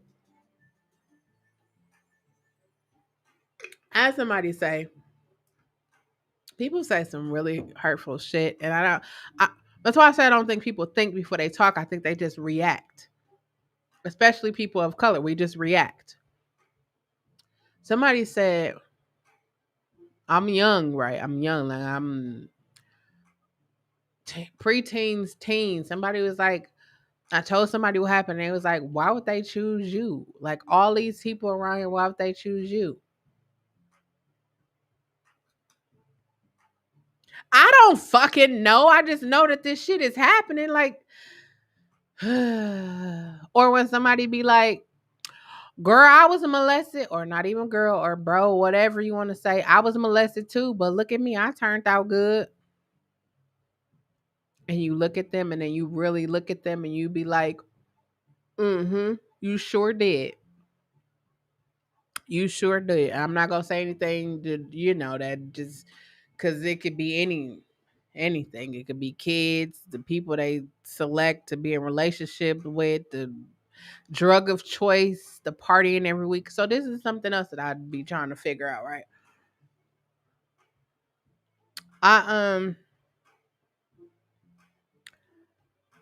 somebody asked me, like I had went to lunch, dinner or something with Mo and Mimi. It was dinner, brunch, whatever. It was like it wasn't nighttime, but it was like whatever. So, they had wine or whatever, and they was like, "You don't drink?" And I was like, "No." And then I told them the story. I'm a story time, y'all. But I started to think about how I used to drink. I'm not even laughing at that. Like when I was younger, like they would give you drinks, like beer or wine, like when you was little, like, hey, come in here and dance for so and so. And then they would give you a little drink as a reward. I don't understand why they thought that would hmm. Mm. But I started drinking at a really young age, like really young, which is impossible. It'll be impossible. Like it shouldn't have been possible, but it was possible because alcohol was like around. So I mean, but I started drinking at a really young age, and I realized that I had become a functioning alcoholic. Like, if you ever seen a crackhead? I was never a crackhead. I didn't do crack or anything like that. But you be seeing crackheads and you be wondering like, how the fuck is you? I was a legit functional alcoholic, and then it was when I was in therapy I realized like I never got inebriated from alcohol until this one incident. And that's when I knew that I should just leave it the fuck alone because it is not for me. I'm gonna tell y'all a story time about that. So stay tuned. It's coming. Maybe it's tomorrow. Haha, throwback Thursday. It actually is tomorrow. So that's, just stay tuned for that. Um, but I realized like I was drinking and wasn't getting drunk, and it was just like that. How? And I mean, wait, let me tell y'all, so in case y'all was wondering. I wasn't drinking no fruity drinks. I never had chasers. I was straight Jack Daniels. The only drink that ever put me out, like set me down, was Seagram 7. I know the names of them. But Jose, Parmesan, Mad Dog 2020, Boone's Farm. I was drinking everything. I even had Everclear before, Goldschlager. I'm telling y'all, when I tell y'all I was a drinker, I was a drinker. But when you start realizing, like when you get to the root of why you do something, that's what I want to encourage you to get to the root of why you do stuff. Like, why did you choose the job that you chose? Was it because you make a lot of money? Was it because it's something you actually really want to do? Was it because your parents was like, "Oh, you need to have a job like this so that you can maintain your like why do you have the job that you have?" I was going to ask about relationships, but that'd be a touchy subject with people. So, why? Fuck it. Why are you in the relationship that you are in? Is it because you remember how this person made you feel? Is it because this person helping you pay your rent?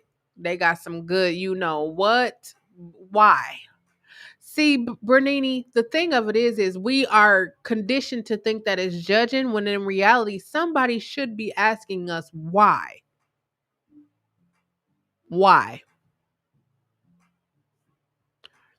Why would you rather spend $100 on whatever and not start a business? Why would you want to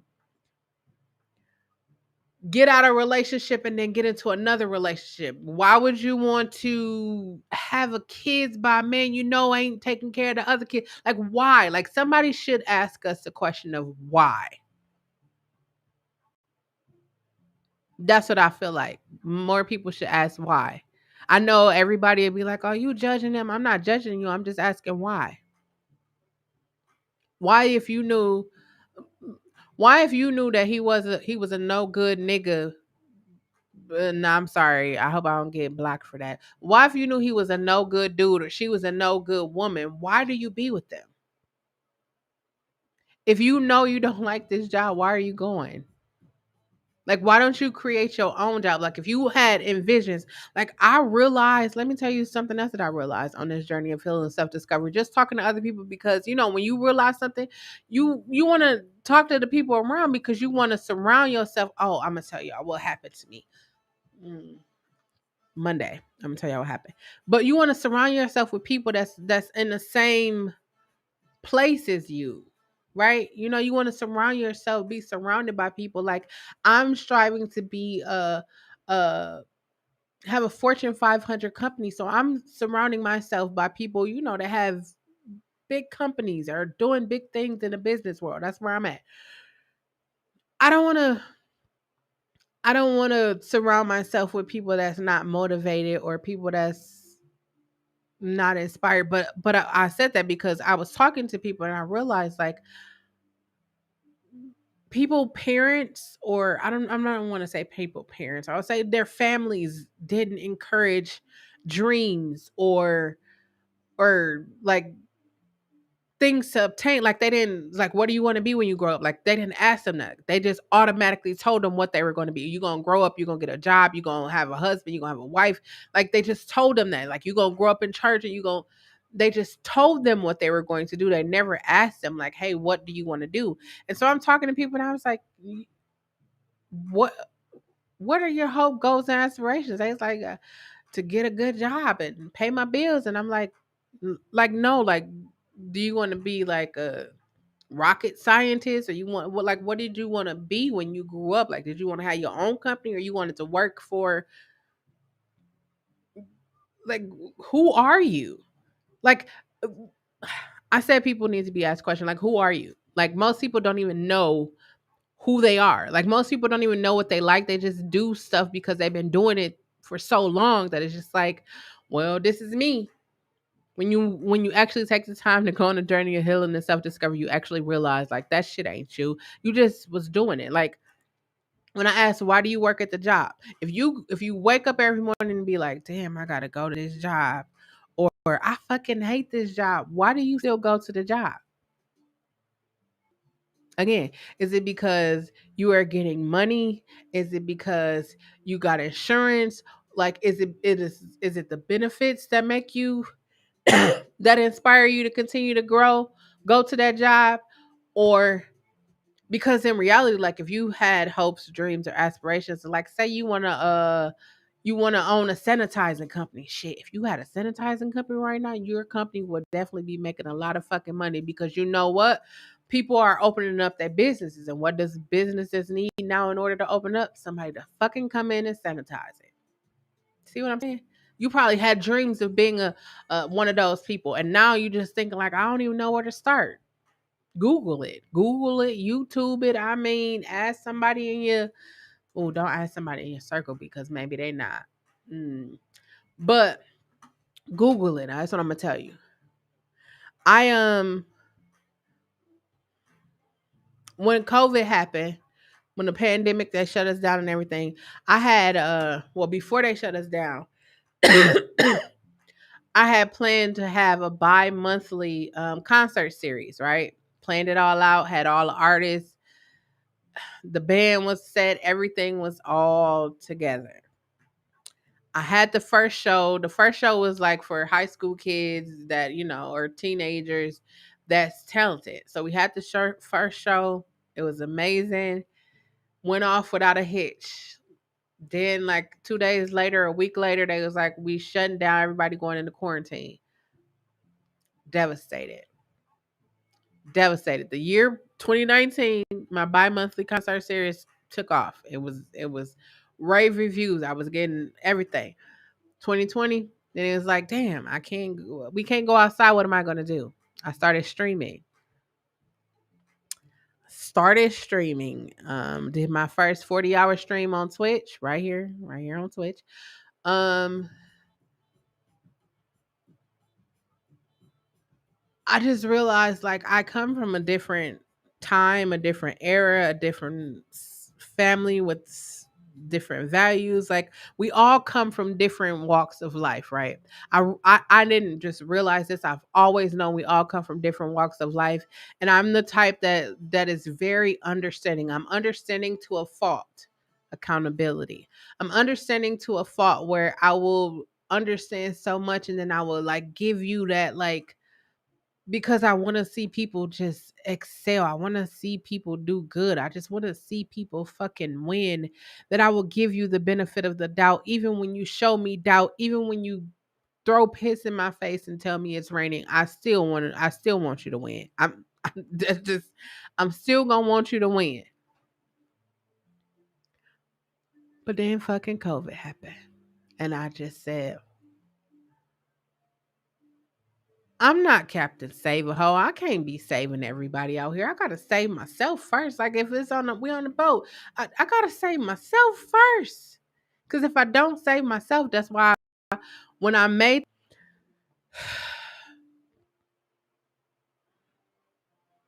when I made that decision to like not do that Sunday dinner and convo, that was a huge thing for me because I committed to Sunday night dinner and convo. Anything that I commit to and that it don't like it's like I can't do it, I feel bad. I feel bad. I didn't do it. I felt bad. Like when I went to the urgent care, they was like, "Hey, just rest. Don't do anything, just rest."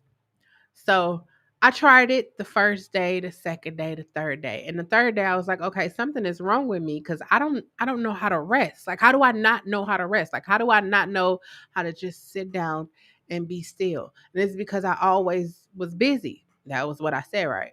But one day I was laying in the bed and I literally heard my mother's voice and say, um, you get up out that bed, don't be lazy. And I was like, oh, my mother used to say that. So when day 1, 2, and 3, I was trying to rest, trying.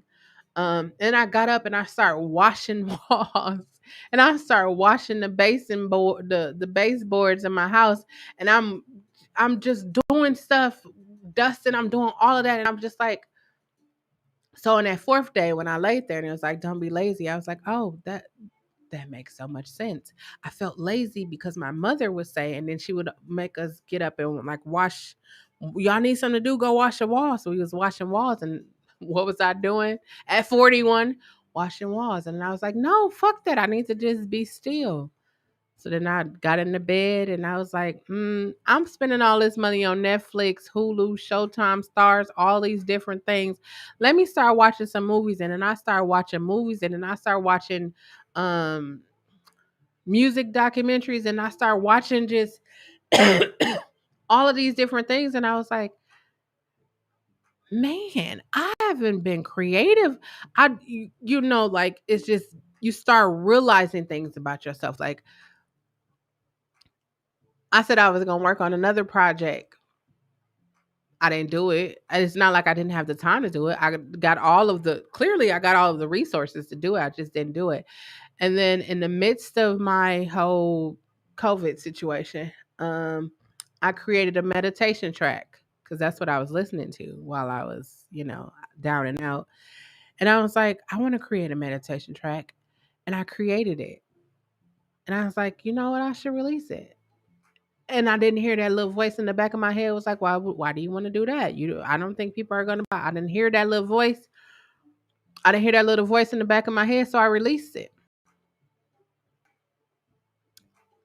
The meditation track is actually doing pretty good. So I made another one.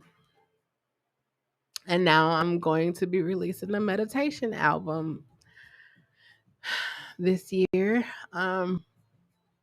I have another project coming out for kids this year. Um,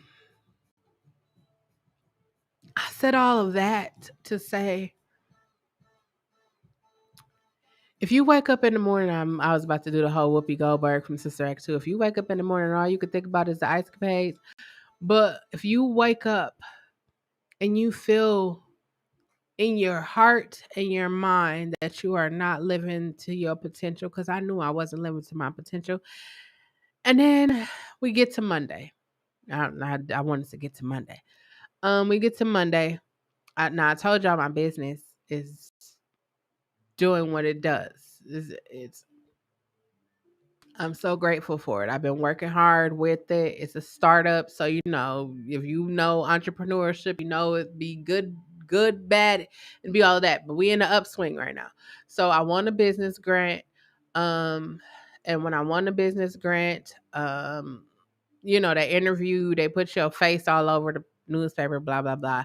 And so then I live in Wisconsin. So then there are like major people here, like major people who have like work at major Fortune 500 companies. And they reached out to me and they was like, "Hey, we want to mentor you." And so one lady reached out to me and she was like, "You know what? I believe in your idea. I believe you have everything wholeheartedly. I believe in it, and I want to work with you." And I was like, "Okay, cool." And she was like, "Well, you just seem really chill." I was like, "Well, let me just be honest. I don't give a fuck about this business right now. I'm just telling y'all what I said. I don't give a fuck about this business. I'm currently, what I'm going through, and I have COVID." And I was just like, "But I'm just telling you the 100% truth." And she was like, "So why do you feel like that?" And I was like, "Because I'm an eagle and I have been clucking with chickens for so long, I forgot that I can just extend my wings and fly." When I tell y'all,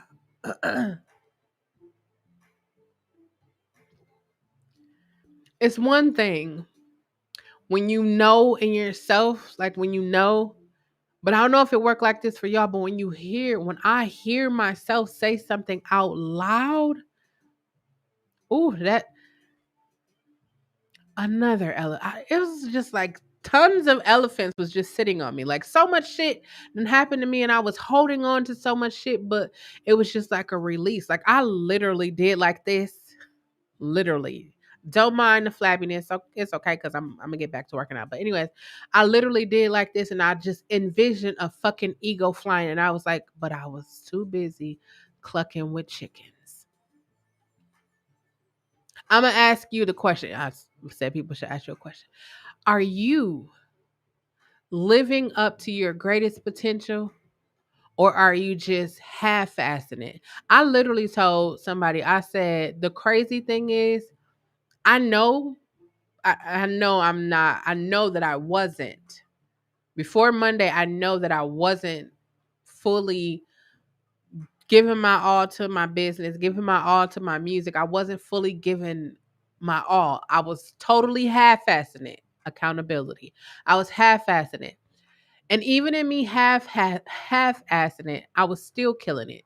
So, COVID, I'm like, imagine if I was just to really stop fucking playing around and like give 100% to all this shit.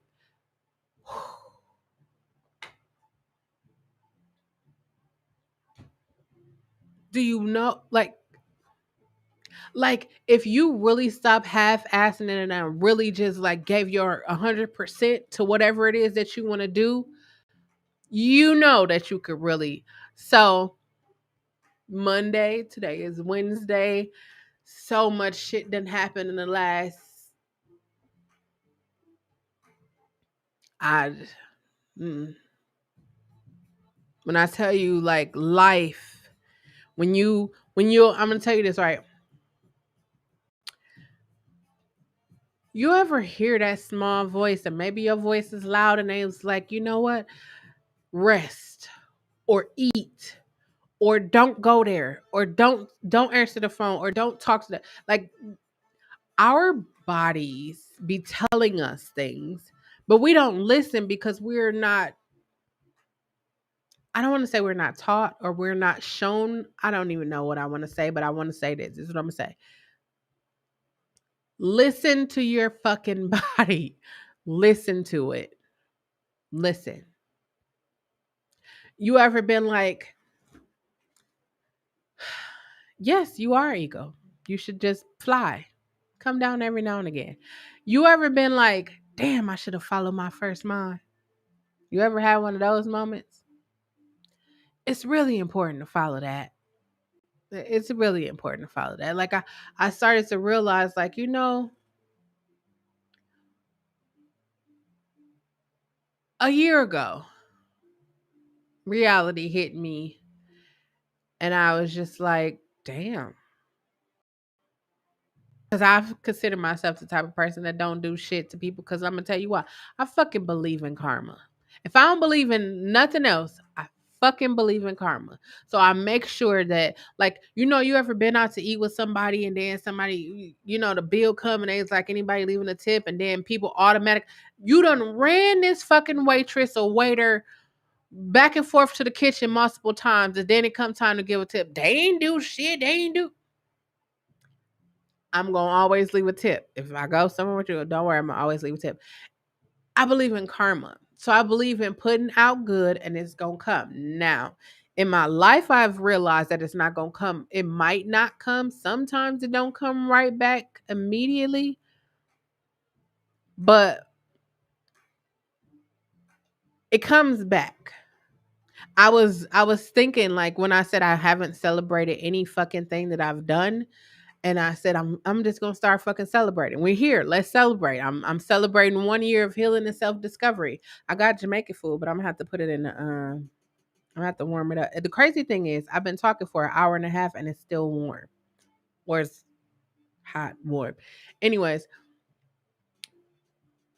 I honestly feel like we don't give ourselves credit. We don't we don't give ourselves credit for surviving the shit that we survived. It's just like, oh, we survived it. Like, I know in the African American Black community, we'd be like, it's like a rite of passage. Like, oh, that shit happened to me. That happened to me. That happened to me. Like, it's too many people saying that happened to me, and nobody's saying what the fuck are we going to do about it. Like,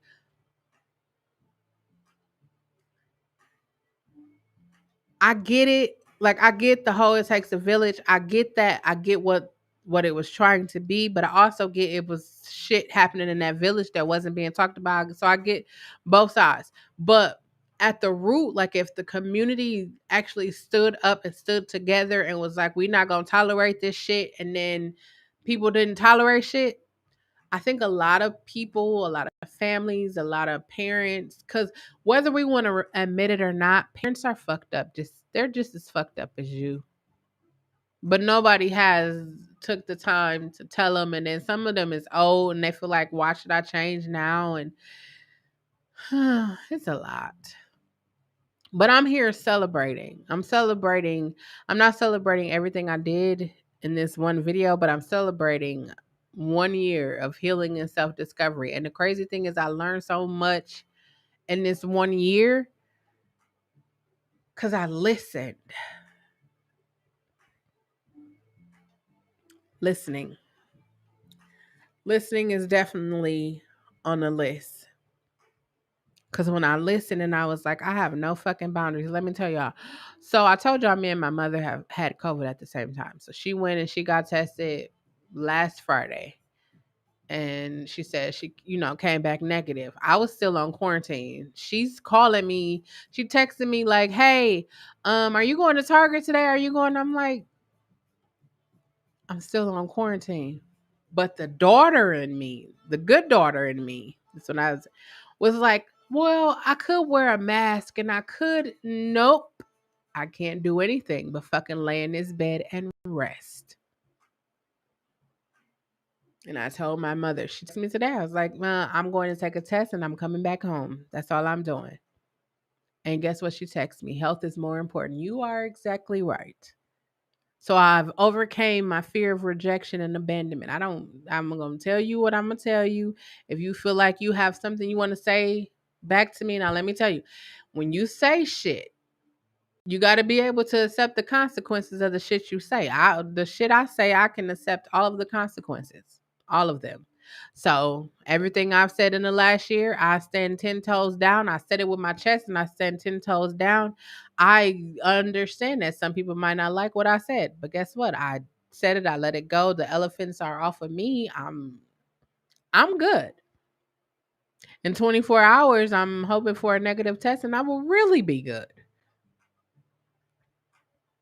Really.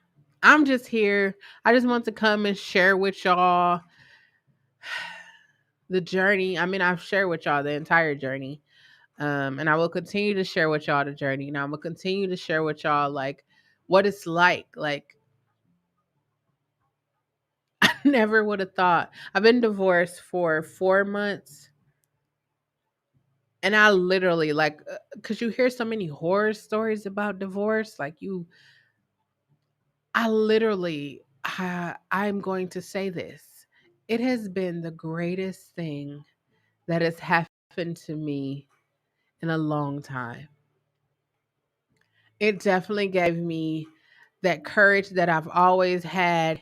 It definitely showed me how fucking strong and resilient that I am. It definitely showed me that I was truly blinded by love, and I'm still I will still say I love because I love. Like if you know you understand what love is, you'll be like, "Oh yeah, you fucking love." But I loved loved. Um but now it's time to focus on me. I've been focusing on me, but now it is time to really focus on me. And when I say, do y'all I don't know if y'all can see what's going on right now, but I am really going to focus on me, and I am focusing on me, and I have been focusing on me. And it is definitely when I told y'all I was half-assing it, and since Monday I've been 100%. Oh, woo. When they say there's like manifestations and positive affirmations, it's like I've been doing this shit my whole entire life. They told me I was never gonna walk or talk again. Who the fuck y'all think y'all talking to? Y'all don't know me. You don't know me. That's why I like that so many of y'all have taken the time to like watch old videos, and not only just watch old videos or be here when I go live, but you reach out to me outside of YouTube. That's how you build a relationship with someone. I appreciate that. Oh, I'm definitely not gonna forget that it's a journey, and I knew when I decided to go on it because I done been on a lot of journeys in my life, and I like it's when you go on a journey, it's like it's never ending because life never ends. Like when I say like you going as long as you're alive, you're gonna experience these feelings. But let me tell you what I realized some people do. Some people shut off their feelings. I don't know how the fuck you do that because I definitely would like to shut off my feelings. I mean, I would have liked to knew how to shut off my feelings. Now it's like that's what makes us human, having feelings. I don't want to shut off my feelings. I don't want to not give a fuck. I be saying I don't give a fuck in some instances. Nervous laughter. Nervous laughter. In some instances, I do not give a fuck. Like the whole reason I am sitting in this, I do not give a fuck. I'm grateful for it all happening because it has been such a blessing. Um, mm, Such a blessing. I'm just ready to like look forward to giving everything 100%. I like loved love. Like that's why I said love is blind. Like because I loved love. Like when I sat and looked at it, it was like that's why when they said what they said and left out of the door, I didn't fight. That's how I knew like damn, damn. It was just that's all I could say was damned. And then that's why I say, you think that you mean more to people than you actually mean. But I'm gonna tell you what I know. There is no one You can't say that. Yes, I can, because I'm gonna tell you this, right? There is no one on this earth that you have a positive effect on their life that they forget about you. Y'all here, aren't y'all? No, I'm just playing. No, I know, like, that's, I want to have that, like in the event I'm knocking on the wall, wood stuff. In the event that I pass away, I'm sure that people will come to my funeral and they'll talk about the good times. Some people will even talk about the bad times if there was bad times. But it will be the memories. Like, when I think about my grandmother, it's the memories. It's like I went to a thrift store, an actual THRIFT store, like not a Goodwill, an actual thrift store. And I went in there and I was just like, I was overcome with emotions like I am right now. It's like memories never go, they never go away. Like, if you ever heard the story of like people that work at, somebody that work at a nursing home, and then the people start remembering, um like there's this TikTok. I be on TikTok a lot. If you TikTok, my information is down there in the corner. Wait, there we go. Okay, it's down there, right there in the corner. But I was watching this TikTok, and the lady said that she works at a nursing home. Not working, she works at a nursing home, and she said that one of the patients um told the story. Uh, um Told the story of how when she was younger she got a African American boy lynched because she didn't like his sister's dresses. I'm paraphrasing, but it's definitely on YouTube. The lady definitely, she got a bunch of story parts to it, and she was saying how the elderly lady, when she goes to sleep at night, she sees a young black man, in the corner of her room, and he's trying to get her.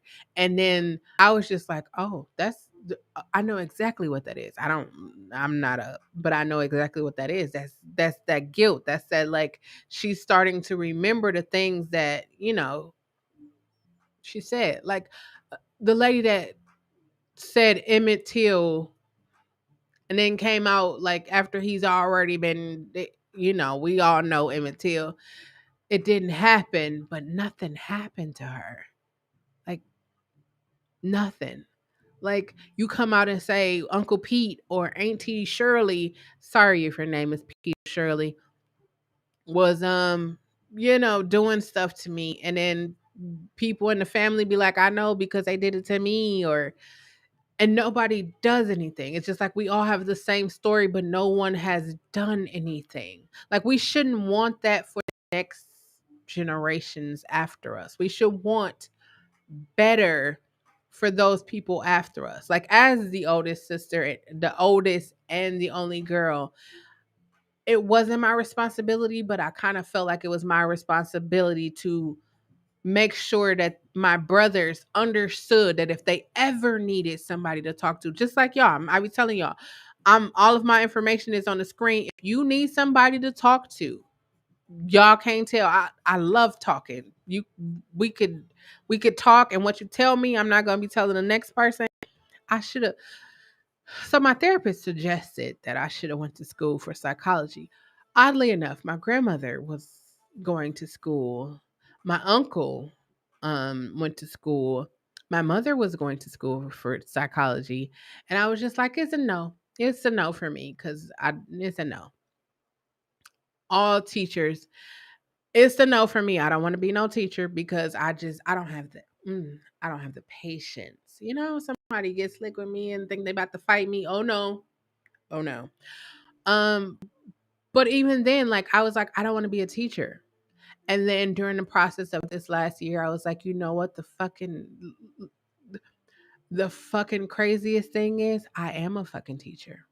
I was denying a part of myself that has the potential to bring me in a source of passive income, mainly thanks to COVID, because some places aren't open and I could do everything I need to do virtually. But I was passing up on that because I didn't want to be a teacher. And I felt that on the inside of me. I don't want to be no teacher. I don't know. But the moment I was like, I release, I accept, I attract y'all. Opportunities have definitely been rolling in. I'm gonna tell you that. So whatever it is that you deny, like if you like, I don't want to start my own business, or I don't want to write this book, or I don't want to do makeup, or whatever your thing is, you should most definitely do it because it's gonna bless your life. I don't use blessings so many times tonight. I think I might be getting saved. I don't know. I don't know. I don't know. But I definitely agree with you, Ray. I treat people lovely. Like I seen the person who molested me, and I don't have any ill feelings out. Let me tell you this. I don't wish death or bad on anyone. I've never wished death or bad or anyone, just because again I believe in karma and I don't want anybody to be wishing death or anything like that on me. But I saw them, and y- I don't know if y'all know like people who do fucked up shit to you and then they be trying to make it seem like they cool with you and all that shit. Like they never apologize. It's just you see them and like it's cool. So it was one of those numbers, and I just don't have the energy to be fake with people, and I'm just like, we not cool.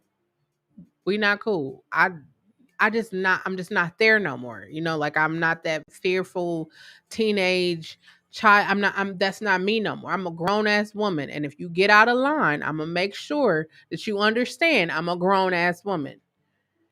And then like I said, most people of color do got defensive. You don't gotta get defensive because if you wanna go there, we can go there. Like hey. And then, they calm down real fast. I ain't saying I'm no fighter, but don't push me. I'm one of those people. I will fight. I will fight you just because people. Well, they don't fight no more. They shoot now. So I ain't gonna fight you. We don't gotta fight. I'm just gonna say a bunch of words. I'm gonna just tell you. I'm gonna say a bunch of words, and my words might hurt your feelings because again, I am skilled in pettiness and I'm skilled in sarcasm, but I haven't used those skills in the last year. I haven't used them, so I might be a little rusty. It might take me a couple of, you might hit me with a couple of blows with words. You might say a couple of things, but it ain't going to take me 24, 48 hours, honey. I'm going to get it right together. I'm going to say one or two things and then it's going to come right together. That's all I'm saying. I just I want my time here on YouTube. I want my time here on Twitch. I want my time here, period, just to be um where people can know that they are loved. So if nobody has ever told you in this year or you don't feel love, you should fucking feel love from me because you should. I fucking love you. Um I love you and I believe in you. And whether you believe it or not, I believe that we all possess, like we were born with what we're supposed to do. And I think life and shit in life just happens and nobody really guiding us anymore. So we're just out here living life, doing what the fuck we do with the hopes that someday somebody will say something to us. Hi, my name is Chelle. I'm here to say something to you. I'm here to ask you why. Like why do you do YouTube? Because you want to be famous? I'm not saying these are why you do it. I'm just throwing out scenarios. You want to be famous, you want to make a lot of money, you want notoriety. Like, why do you do it? Do you do it because you love it or you just do it because you think it's a quick come up? Like, I be talking to artists, right? I be talking to artists and people be like, oh, it's so easy to come up in a music game. And I was just like, oh, it's so easy to get ripped off in the music game, especially if I know that you don't know. I'm not saying me per se, because again, I believe in karma. I'm not ripping nobody off. But if I know that you don't know, I'll get you to sign this contract and then, say you sign a contract with me and then say, a major label want to come and sign you to something. Like perfect example is Meg the Stallion. Like she was signed to here. She got a record, it like took off, and then she like, well, I want to put out more music because my record took off. And they like, no, you owe us money. Pay us our money or and I be telling artists all the time, like, that's the last thing you want to happen. Like you don't want to put in all this years of work and then somebody come and be like, oh no, shut that shit down. And then what you gonna do? fight, shoot them. I mean, what are you going to do? Why don't you protect yourself right now so that in the event something like that happen, you'll be good. You get your lawyer on speed dial. Like, hey, can you take care of that for me? You pay retainers and all that. Hey, could you take care of that for me? Or you're knowledgeable. So if somebody try to pull the wool over your eyes, we ain't gonna have a story of, oh man, fuck them because they took all my money. Or like, realistically, right? How many the music and I'm 41. The music industry has been here before I've been alive. Like, how many times have we heard music artists say, don't do this, don't do this, and then people like, oh, that's not gonna happen to me. Even relationships, you be thinking like, this, them people ain't no good. You be like, oh, that was just them, that was their situation. Perfect example is Summer Walker. Anyways, we seen it. It was all over social media. I ain't saying that's the truth, but I'm saying it was more than one saying, hey, Future. I mean, we don't gotta keep calling these people names. I'm just saying, you see what I'm saying? There's examples. I was one of the people like, oh, I ain't gotta fall in that ditch to know that ditch is deep, or I didn't gotta run up there to know that it's a ditch right there. You said it's a ditch right there, and I can look over and see a ditch. Oh, I don't have to go. I don't have to go by it. I don't have to go near it. I'm gonna go around it. So that's why when I be telling people like, hey, you probably shouldn't drink and drive. Tune in tomorrow for my story time. I'm gonna have a video tomorrow. You probably shouldn't drink and drive. Yes, at one point in my life, I drunk and drove. Drunk and drove. I think that's how you say it. But there's a story time coming tomorrow. Um, and people be like, I only had one drink. And I just be sitting here like, that's all it takes. Like, when I be telling people, like, if you sleepy, don't drive, just pull over on the road or stay in the parking lot, lock your doors or something, and rest, because they say sleeping or sleepy while driving or whatever is just as dangerous as driving while drunk. Yeah, I got story time. I got a lot of stories that I'm gonna be sharing, because I want you to know that you are not alone. You are not alone. I feel like if people know that someone else is there, you could reach out to that someone else and talk to them. Now, don't be no, garbage truck. Don't come to see. Let me down. Like, just talk about it. Like, come, you got an issue. Okay, let's talk about it. Build a relationship. Good night, Bernini. Come build a relationship. We gonna make this work. But if you ain't on that, don't reach out to me. I'm not with the negativity. I'm not with the drama. I'm not with none of that. I'm actually about to sign off too, because I got food in front of me. I'm about to eat. But I appreciate each and every one of y'all for coming to hang out with me tonight and help me celebrate 1 year. Y'all have definitely been here some of y'all been here the entire time. Some of y'all just came in. I appreciate y'all, because y'all definitely, definitely made it easier. I'm gonna say that. Y'all definitely made it easier. I truly, truly, truly love and appreciate each and every one of you from the bottom of my heart. Remember, it is important for you to use your words. Good night, D. That is the only way that anyone will ever know what you are feeling and what you are thinking. I will never let a live or a video go out without me telling you to love yourself, know yourself, trust yourself, and for God's sakes, just be your fucking self. We are currently surviving. I have literally survived. Fingers crossed, negative test results in the next 24 hours. A global fucking pandemic. You should be living your best life right now. Don't wait until you get COVID. I didn't wait till I get COVID. I was a whole year, but don't wait till you fucking get COVID and then decide you want to live your best life. Not even COVID. Like, something happens to you and then you be like, I shoulda, coulda, wouldas. Don't live with shoulda, coulda, wouldas. Don't live with regrets. Just fucking live. Do that for me. If no one has told you in the first 9 months of 2021, I will take pride in being the first to tell you I love you. I believe in you. You have everything you need to be successful right up in here. You just got to activate it. If you haven't already, if you are on YouTube, press that red subscribe button. If you are on Twitch, press the purple follow button. Also, if you are on YouTube, go ahead and go up to the community tab and vote, vote, vote. I realize I haven't done that in so long. Um, Vote for your favorite song that you want to hear me sing this coming Saturday for Saturday Night Vibes. Stay tuned. Tomorrow I am working out. It's Thursday. I'm gonna make a juice.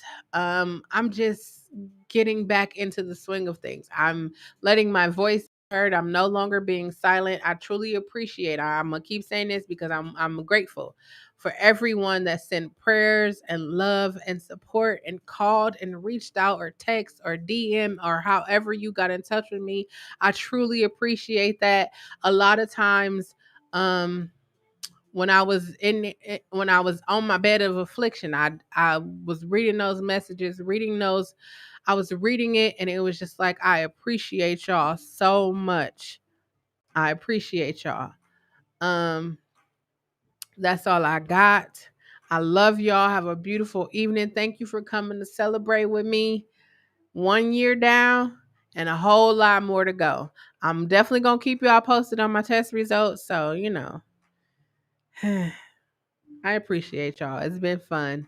Have a beautiful evening. Until next time, peace.